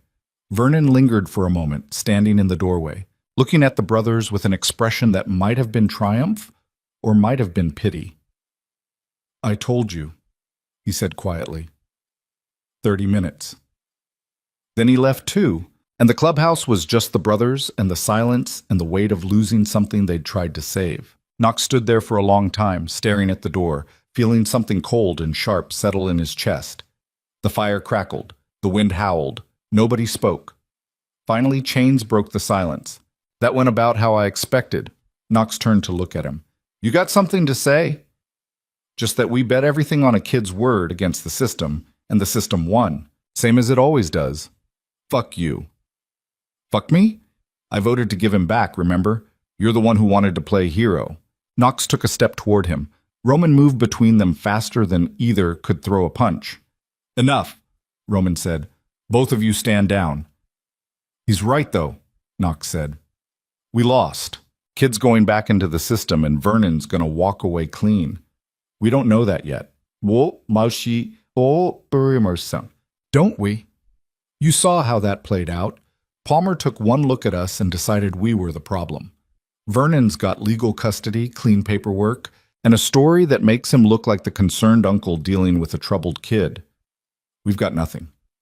We've got Eli's testimony, which means shit when he's a 9-year-old orphan with trauma and we're a motorcycle club with criminal records. Who do you think they're gonna believe?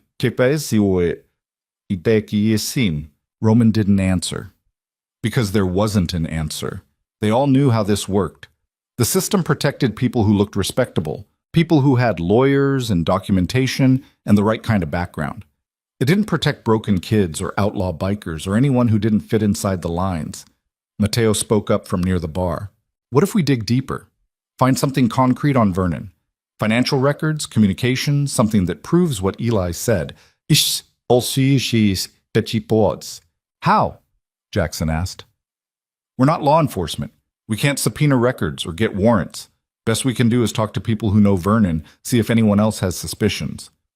That takes time, Preacher said. Time Vernon can use to get Eli back and disappear. He won't disappear, Knox said. He's too smart for that. He'll play the concerned guardian, cooperate with the investigation, and wait for everyone to get bored and move on. Then he'll finish what he started. The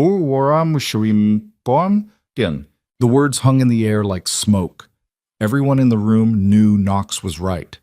Vernon had outplayed them at every turn. The 30-minute deadline, the sheriff's escort, the calm performance in front of Palmer, all of it calculated to make him look like the victim and the club look like the threat. Roman pulled out his phone and started dialing. I'm calling our lawyer. We need to know what our legal exposure is and what we can do to help Eli without making this worse. He stepped into the chapel for privacy. The rest of them stood there in the main room, the adrenaline starting to wear off, exhaustion settling in its place. Knox walked to the window and stared out at the storm. The snow kept falling, erasing tire tracks and footprints and any evidence that tonight had ever happened. His reflection stared back at him in the glass, older than he felt, harder than he wanted to be, carrying scars from battles that never really ended. Behind him, he heard Chains pour a drink, heard Mateo mutter something about checking the perimeter, heard Jackson ask if anyone wanted food, though nobody answered.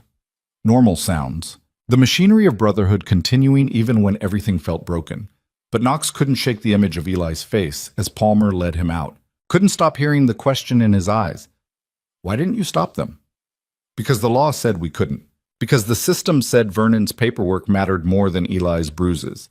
Because the world was designed to protect property and procedure, not people. Knox pulled out his phone and opened the browser. Started searching. Vernon Hale, insurance adjuster, Cascade County. The usual results appeared. Professional profiles, company websites. Nothing useful. He refined the search. Vernon Hale refinery explosion. Vernon Hale Billings. A news article from 14 months ago. Refinery explosion kills 11. He skimmed it, looking for Vernon's name. Found it in the 5th paragraph. Vernon Hale, brother of deceased Michael Hale, declined to comment. Knox kept digging. Found the wrongful death lawsuit filed by the families. Found the settlement announcement 6 months later. $400,000 per family. 11 families. 4.4 million total. He searched for Vernon's company. Tri-State Insurance Group. Regional office in Billings. Vernon's profile on the company website listed him as a senior claims adjuster specializing in industrial accidents and liability assessment. Something about that felt wrong. Knox couldn't put his finger on it. Just a sense that the pieces didn't fit right. He kept searching. Vernon Hale insurance license, Vernon Hale certifications, nothing unusual. Everything looked legitimate. He tried a different angle. Michael Hale refinery. Michael Hale explosion cause. More articles appeared. Investigation concludes mechanical failure. No criminal charges filed. Families express frustration with pace of settlement negotiations. Knox clicked on that last one. The article was from a local Billings paper, dated 8 months ago. It detailed the family's complaints about Tri-State Insurance Group's handling of the claims, accusations of delay tactics and lowball offers. The families had hired a lawyer to push back. 2 months later, the settlement came through. Knox's phone buzzed. A text from a number he didn't recognize. You're looking in the wrong place. He stared at the screen, typed back. Who is this? 3 dots appeared. Disappeared. Appeared again. Someone who knows Vernon better than you do. Check the refinery maintenance logs from the month before the explosion. Vernon was the insurance rep on site. Knox's stomach went cold. How do I get those logs? You don't. But I do. Meet me in 1 hour. Alone. Black Bear truck stop off, exit 52. The dots disappeared. Knox waited, but no more messages came. He looked up. Roman had emerged from the chapel, phone still in his hand, expression grim.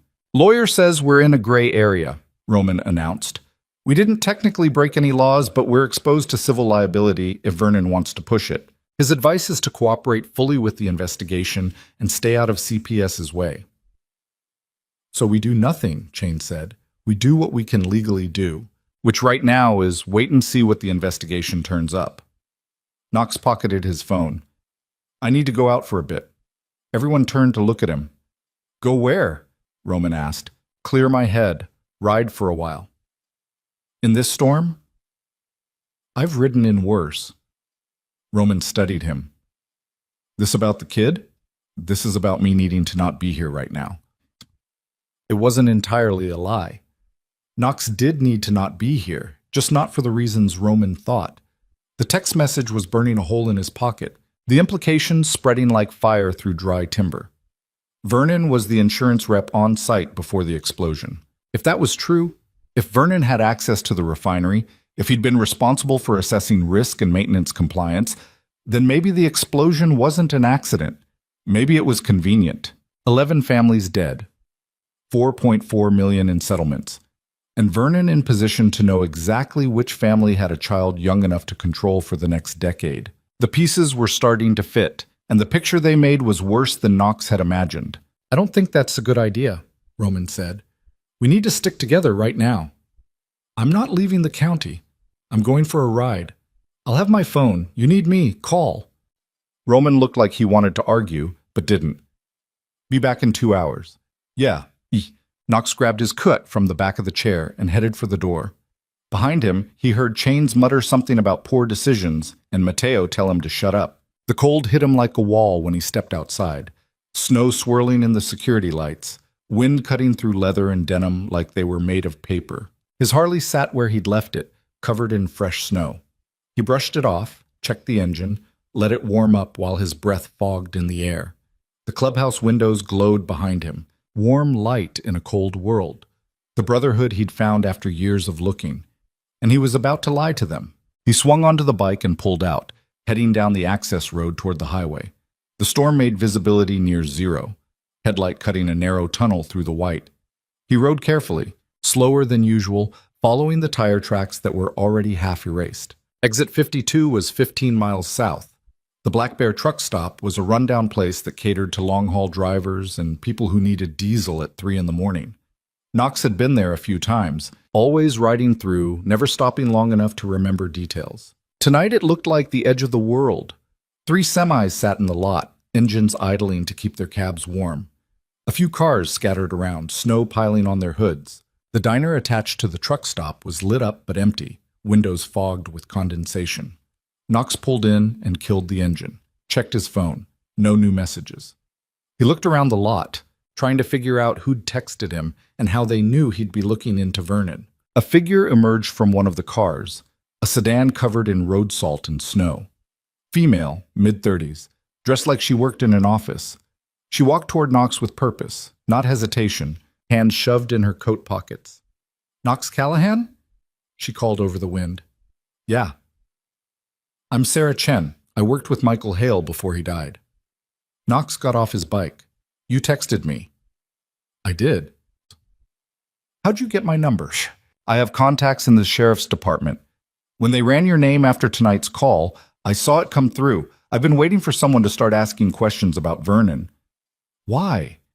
Sarah looked around the parking lot, making sure they were alone. "Because I don't think that explosion was an accident, and I think Vernon knows more about it than he's admitted." Knox felt his pulse quicken. "What makes you say that?" "Michael talked to me 2 weeks before he died. He was worried about something at the refinery, maintenance logs that didn't match up with the actual equipment conditions. He said someone was falsifying inspection records to save money. He was going to report it." "To who?" "The State Regulatory Board." But he never got the chance. The explosion happened before he could file the complaint. And Vernon was the insurance rep? Oh, Vernon was more than that. He was the adjuster who'd been signing off on the refinery's coverage for 3 years. If anyone knew about falsified records, it would have been him.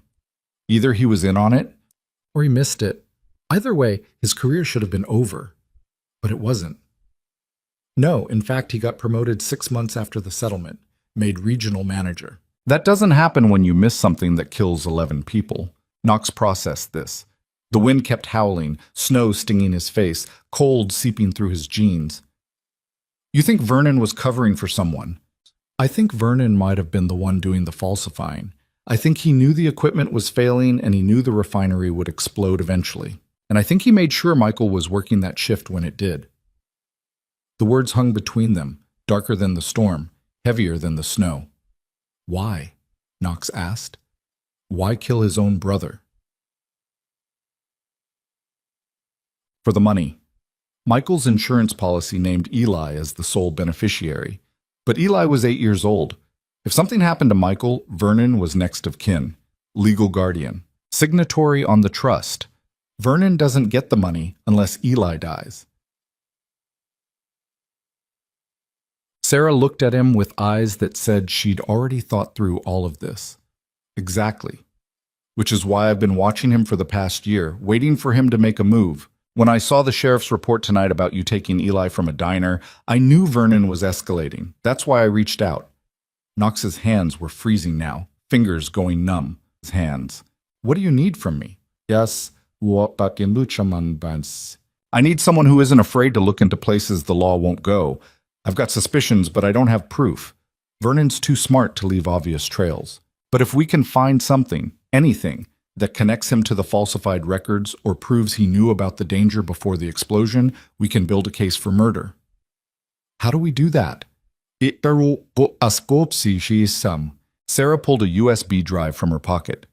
This has copies of the maintenance logs from the 6 months before the explosion. I pulled them from the refinery's archived files before they went into permanent storage. Vernon doesn't know I have them. There are discrepancies, dates that don't line up, signatures that look forged, inspection stamps on equipment that was never actually inspected. But I need someone to verify it, someone who understands industrial safety protocols.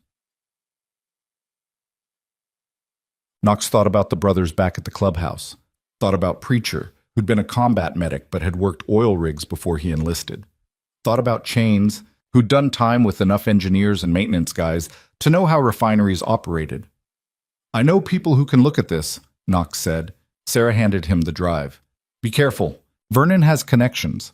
If he finds out we're digging into the explosion, he'll know we're coming for him. He already knows we're a problem. He just doesn't know how big of one yet. Sarah almost smiled. You Iron Saints really live up to your reputation. We're not saints. No, she said, looking at him with an expression that was part respect and part pity. But you're the only ones who gave a damn about that kid. That counts for something. She turned and walked back to her car, got in, drove away. Knox stood in the parking lot for another minute, the USB drive feeling heavier than it should in his pocket. Around him, the truck stop hummed with diesel engines and flickering lights, and the loneliness that came from being awake when the rest of the world was trying to sleep.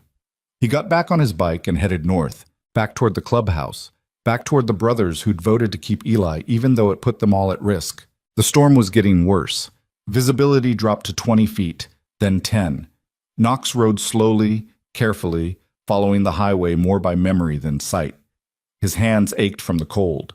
His face was numb, but his mind was sharp, running through everything Sarah had told him, connecting pieces that had been floating separate in his head. Vernon killed his own brother, falsified maintenance records, engineered an explosion, collected $400,000 in trust money, and now he was trying to finish the job by making sure Eli didn't live long enough to inherit. Knox's phone buzzed in his pocket. He pulled over, killed the engine, checked the screen. A text from Roman. Where are you? Knox typed back. On my way. Found something. Need to brief everyone when I get there. 3 dots. Then, make it fast. CPS just called. They're bringing Eli back in the morning for a follow-up interview. Vernon's lawyer is pushing to have him released back to guardianship. Knox stared at the message. Felt the walls closing in. Felt time running out. Felt the weight of a 9-year-old's life depending on what happened in the next 12 hours. He pocketed his phone and started the bike. The engine roared to life, loud enough to cut through the storm, powerful enough to remind him that forward motion was still possible even when everything looked impossible. He rode hard, faster than was safe, pushing through the white until the clubhouse lights appeared through the trees. The brothers' bike sat in the lot, covered in snow, waiting. Knox pulled in and killed the engine, took the USB drive from his pocket and stared at it for a moment. This was the point of no return. If they went down this road, if they used this evidence to go after Vernon, if they exposed him for murder and insurance fraud and attempting to kill his own nephew, there was no coming back from it. The club would be involved in something that could bring down federal investigators, blow back on their businesses, put them all at risk. But if they didn't, Eli died. Knox got off the bike and walked to the clubhouse door, opened it, stepped inside to warmth and firelight and the faces of men who trusted him even when he gave them reasons not to. They were all there, waiting. Roman at the table, Chains near the bar, Preacher by the fire. Mateo and Jackson standing like sentries. They looked at Knox, saw something in his expression that made them go still. "I know what Vernon did," Knox said. Roman leaned forward. "Talk." "Lars." So Knox did. He told them everything. The text, the meeting with Sarah Chen, the maintenance logs, the theory that Vernon had engineered his brother's death for insurance money. He pulled out the USB drive and set it on the table. "This has the evidence," Knox said. "Falsified inspection records, forged signatures, proof that Vernon knew the refinery was going to blow and made sure his brother was there when it did." Nobody spoke. The fire crackled. Outside, the wind kept testing the walls. Finally, Chains picked up the drive and turned it over in his hands. "This real?" "According to Sarah, yeah." "And who the fuck is Sarah?" "Someone who worked with Michael Hale. Someone who's been watching Vernon for a year waiting for him to slip up. So we're trusting a stranger with a grudge. We're trusting evidence." Chains looked at Roman. "You buying this?" Roman was quiet for a long time, jaw working, eyes distant. Then he looked at Knox. "Let's say it's true," Roman said. "Let's say Vernon killed his brother and is trying to kill Eli to cover it up. What's your plan?" Knox hadn't thought that far ahead. He'd been so focused on finding the truth that he hadn't considered what to do with it once he had it. "We give it to the authorities," Knox said. "Let them investigate Vernon for murders." "With what jurisdiction?" Chains asked. "The explosion happened in Billings. The trust is managed by Cascade County Courts. CPS is handling the custody situation. Who do we even call?" "FBI?" Preacher said. "Insurance fraud across state lines is federal." "And how long does a federal investigation take?" Roman asked. "Weeks? Months? Vernon gets Eli back tomorrow morning. You really think he's going to wait around while the feds build a case?" The question landed heavy. Knox knew Roman was right. Even if they handed the evidence over right now, even if the FBI opened an investigation immediately, it would take time. Time Vernon could use to disappear with Eli, or worse. "Then we don't wait for the authorities," Knox said. The room went very quiet. "Say that again," Roman said slowly. "We don't wait. We take this evidence to Vernon directly. Confront him. Tell him we know what he did. Make him understand that if anything happens to Eli, this goes public and he spends the rest of his life in prison.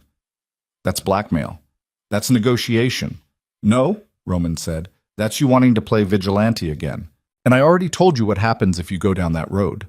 Knox felt his temper flare. "So what's your alternative? We hand this over to the FBI and hope they move fast enough? We trust the same system that's about to give Eli back to his would-be murderer? We do what we can legally do and hope it's enough." Hope isn't a strategy. Neither is getting the club burned to the ground, because you can't separate your personal trauma from this situation. The words hit like a slap. Knox took a step toward Roman, hands curling into fists. Chains moved between them again, but this time Knox didn't stop. "You think this is about me?" Knox said. "You think I'm doing this because of some shit that happened to me? I'm doing this because a kid is going to die if we don't act, and you're standing here talking about legal strategies and federal jurisdiction like we've got time to wait for the system to give a fuck." "We don't have time," Roman shot back. "That's exactly the point, which is why we need to be smart instead of reckless, which is why we need to follow the process instead of making shit up as we go. The process failed Eli, maybe, but we don't get to decide that. We're not judges. We're not jury. We're a motorcycle club trying to stay out of prison long enough to maybe maybe help one kid survive his childhood. And if we cross the wrong line trying to do that, we lose everything. The club, our businesses, our freedom, everything. Knox stared at him. Stared at the man who'd been his president for over a decade, who'd pulled him out of dark places more than once, who was now standing between him and the thing that needed to be done. "You're afraid," Knox said quietly. Roman's expression went hard. "Damn right I'm afraid. I've spent 11 years keeping this club together. I've watched brothers go to prison. I've watched families destroyed. I've watched everything we built almost collapse because someone decided the law didn't apply to them. So yeah, I'm afraid. I'm afraid of losing everything because you can't let go of whatever's eating you alive inside." Knox felt the words land in his chest like bullets, felt the truth in them, felt the weight of his own broken history pressing against his ribs, demanding to be acknowledged. But acknowledging it wouldn't save Eli. "I'm going to Vernon's house," Knox said. "Tonight, with or without the club's blessing. He's going to know we have the evidence, and he's going to understand what happens if he doesn't back off." "If you do that," Roman said, "you're on your own." Yeah. The ultimatum hung in the air between them, final and absolute. Knox looked at the other brothers, looked at Chains, who was shaking his head, looked at Mateo and Jackson, who wouldn't meet his eyes, looked at Preacher, who just looked sad. "So that's it," Knox said. "I'm just supposed to watch that kid die because you're too scared to act. I'm trying to keep you from destroying yourself." Roman said, Maybe I'm already destroyed." Roman's expression softened slightly. "Grim, No." Knox grabbed the USB drive off the table and shoved it in his pocket. "You made your choice. I'm making mine." He turned and headed for the door. Behind him, he heard Roman call his name, heard Preacher say something about waiting, heard Chains mutter that this was a mistake. But Knox didn't stop, didn't look back, just walked out into the storm and the cold and the darkness that felt more honest than the firelight he was leaving behind. His Harley started on the first try, engine loud and angry and ready. He pulled out of the lot and onto the access road, heading back toward the highway, back toward a confrontation he hadn't planned but couldn't avoid. Behind him, the clubhouse lights faded into the storm. Ahead, somewhere in the dark, Vernon Hale was waiting. And one of them wasn't walking away from this. Vernon's house sat at the end of a gravel road 10 miles outside town. A ranch-style place with peeling paint and a detached garage that looked more maintained than the residence. No neighbors for a quarter-mile in any direction. No streetlights. No witnesses. Perfect for someone who needed privacy. Knox killed his headlight 100 yards out and coasted the rest of the way, engine rumbling low, snow muffling the sound. Vernon's Silverado sat in the driveway, still covered in fresh powder from the trip up the mountain. A single light burned in what looked like the living room. The rest of the house was dark. Knox pulled off into the trees and killed the engine. The silence was immediate and total. No wind, no traffic, just the quiet that came from being too far from civilization to hear it dying. He sat on the bike for a moment, hands still on the grips, breathing fog into the freezing air. The USB drive felt heavy in his pocket. He'd ridden here without a plan, fueled by rage and desperation and the certainty that waiting meant losing. But now, sitting in the dark 50 yards from Vernon's front door, he realized he had no idea what came next. Knock on the door and demand a confession? Break in and search for more evidence? Beat the truth out of a man who'd killed his own brother? Knox's phone buzzed. He pulled it out, expecting Roman or one of the brothers telling him to turn around. Instead, it was a text from an unknown number. "He knows you're there." Knox's head snapped up. He scanned the house, looking for movement in the windows. Nothing. Just that single light burning, steady and yellow. Another text. "Garage. Back window. He's waiting for you." Knox stared at the screen. His finger hovered over the reply button, but before he could type anything, a third message came through. "You've got maybe 3 minutes before he calls it in. Move." Knox pocketed the phone and got off the bike. His boots crunched in the snow, loud in the quiet. He moved toward the garage, keeping to the tree line, eyes on the house. The back window Sarah mentioned was frosted over but cracked open an inch, just enough to see light inside. He reached the garage and pressed himself against the wall. Listened. Heard nothing.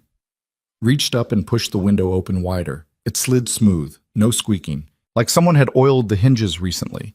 The opening was narrow but manageable, Knox pulled himself up and through, dropping into the garage on the other side. The space was exactly what Eli had described. Concrete floor.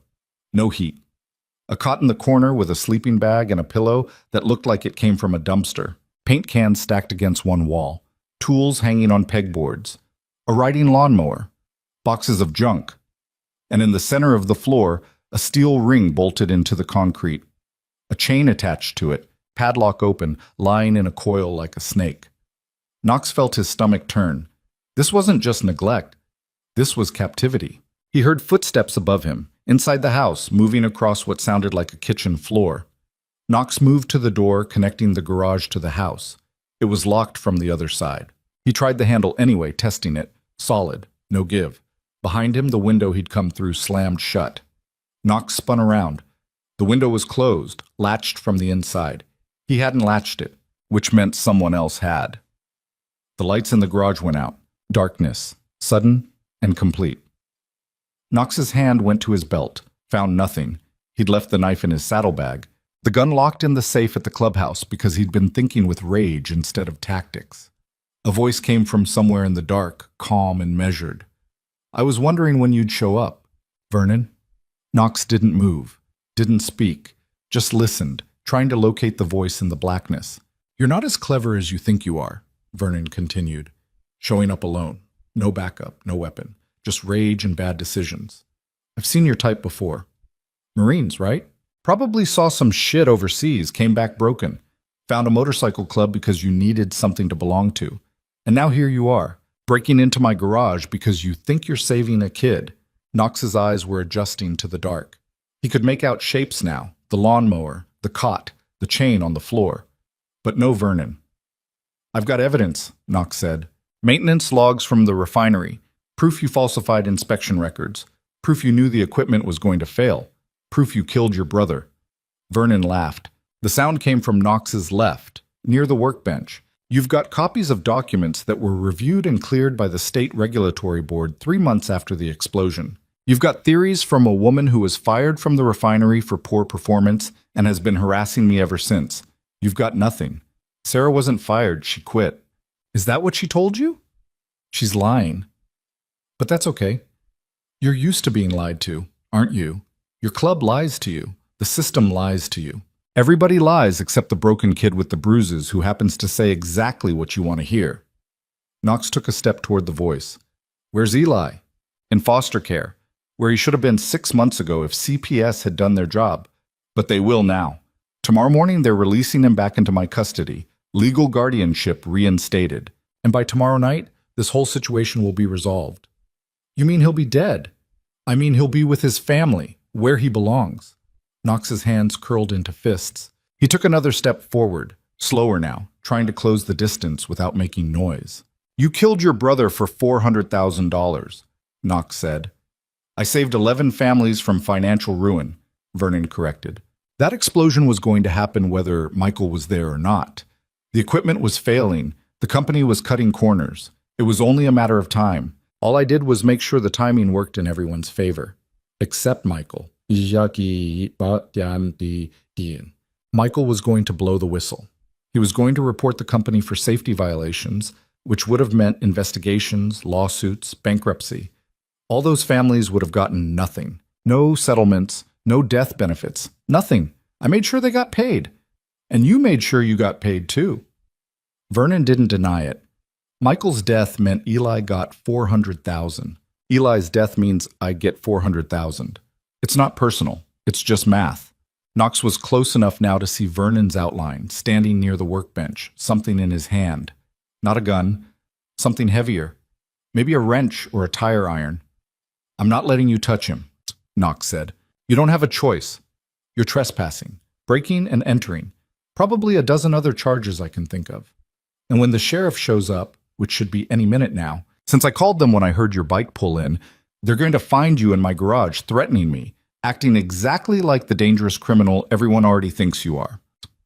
Knox heard it then, distant but getting closer. Sirens. Vernon had played him again. The texts, the open window, the unlocked chain, all of it bait. And Knox had walked right into it. "You're done," Vernon said. "Your club is done. And by the time anyone figures out what really happened to Eli, it'll be too late to matter. Knox's phone buzzed in his pocket. He didn't check it.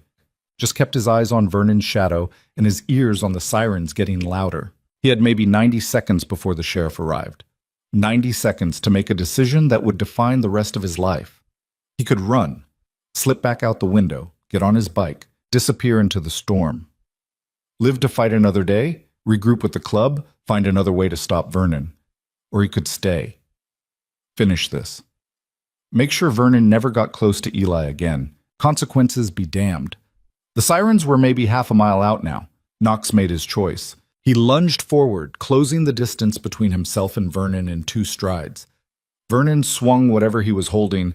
Knox felt it whistle past his head, missing by inches. He drove his shoulder into Vernon's chest, knocking him backward into the workbench. Tools scattered. Something metal hit the concrete and rang like a bell. Vernon brought his knee up, caught Knox in the ribs. Pain exploded through his side, but Knox didn't let go. He grabbed Vernon's jacket with both hands and drove him sideways into the lawnmower. They went down together, hitting the concrete hard. Vernon was stronger than he looked. He got an elbow up, caught Knox across the jaw. Knox's head snapped back, stars exploding behind his eyes. He tasted blood, rolled with the hit, and came up on top, one hand finding Vernon's throat. "Where's the evidence?" Knox growled. "The real records, the proof you falsified the inspections." Vernon smiled up at him, blood on his teeth. "Safe deposit box, Bank of Montana, Billings branch. You'll never get to it." "Try me." Vernon's hand found something on the floor, the tire iron he'd been holding. He swung it up, caught Knox across the temple. The world tilted. Knox felt himself falling, felt the concrete rush up to meet him. The sirens were right outside now. Red and blue lights flashed through the garage window, painting everything in alternating colors. Knox heard car doors opening, boots hitting gravel, voices shouting commands. Vernon stood up, wiping blood from his mouth, adjusting his jacket. He looked down at Knox with something that might have been pity. "I told you, Vernon said. "You don't get to win this one." By is. The door from the house burst open. Flashlights swept the garage. Deputy Palmer's voice cut through the chaos. "Hands where I can see them, both of you." Knox pushed himself up onto his hands and knees, head swimming, blood running into his eyes. He saw Vernon raise his hands, saw him take a step back, saw him transform into the concerned citizen defending his property. "Thank God you're here," Vernon said. "He broke into my garage, attacked me. I think he's here to finish what his club started, kidnapping my nephew." Palmer's flashlight found Knox. He was still on the floor, blood on his face, looking exactly like the violent criminal Vernon had just described. "Mr. Callahan," Palmer said, "you're under arrest for breaking and entering, assault, and violation of your agreement to remain available for questioning. You have the right to remain silent." "He killed his brother," Knox said, spitting blood. "He's planning to kill Eli. The evidence is in a safe deposit box at Bank of Montana in Billings." Palmer kept her weapon trained on him. "We'll sort that out at the station. Right now I need you to put your hands behind your back." Knox didn't move. His phone was still buzzing in his pocket, persistent and urgent. He looked at Vernon, saw the satisfaction in his eyes, saw the way he was already spinning the narrative. And Knox realized something that should have been obvious from the start. Vernon wasn't afraid of the evidence. He was afraid of Eli. The kid had seen something, heard something, knew something that made Vernon's carefully constructed story fall apart. That's why he needed Eli dead. Not just for the money, for the secret. Knox's phone stopped buzzing. A moment later, Palmer's radio crackled. "Palmer, this is dispatch. We've got a 1033 at Cascade County Hospital. Pediatric patient, possible attempted abduction. Patient identified as Eli Mercer." Palmer's expression changed. Vernon's did too. Surprise, then anger, then something colder. "Status?" Palmer asked into her radio. "Suspect fled the scene. Patient is secure. Hospital security requesting law enforcement presence." But Palmer looked at Vernon. "I thought you said your nephew was in foster care." "He is," Vernon said, but his voice had lost some of its confidence. "Must be a mistake." "Stay here," Palmer ordered. She holstered her weapon and headed for the door, speaking into her radio. "Dispatch, I'm 10 minutes out. Get me a description of the suspect and confirmation on the patient's identity. Two more deputies appeared in the doorway. One moved to Vernon, the other to Knox. Cuff them both, Palmer said. Sort this out at the station. The deputy pulled Knox to his feet and zip-tied his hands behind his back. The world tilted again. Concussion, probably, from the tire iron. Knox fought to stay focused, to think through the fog. Eli was at the hospital. Someone had tried to take him. That someone wasn't Vernon, because Vernon was here, which meant Vernon had help. Knox looked at Vernon as the other deputy cuffed him, saw something flicker across his face, not surprise, but recalculation, like a chess player whose opponent had just made an unexpected move. They were led outside to separate patrol cars. The storm had stopped, leaving everything covered in white and sparkling under the red and blue lights. Knox's Harley sat in the trees where he'd left it, looking abandoned and out of place. As Knox was pushed into the back of Palmer's cruiser, his phone buzzed one more time. Through the window, he saw one of the deputies pull it from his pocket, glance at the screen, then show it to Palmer. She read whatever was on the screen, her expression going from neutral to alarmed. She walked quickly to Knox's car and opened the door. "Who's Sarah Chen?" she asked. Knox looked at her. "Someone who knows the truth about Vernon." "She just sent you 43 text messages in the last 10 minutes. The last one says, 'They're coming for Eli and they're coming for you. Vernon's partner is a cop.'" The words hit Knox like a physical blow. "Vernon's partner is a cop." Palmer's radio crackled again. "All units, be advised. Suspect in the attempted abduction at Cascade County Hospital has been identified as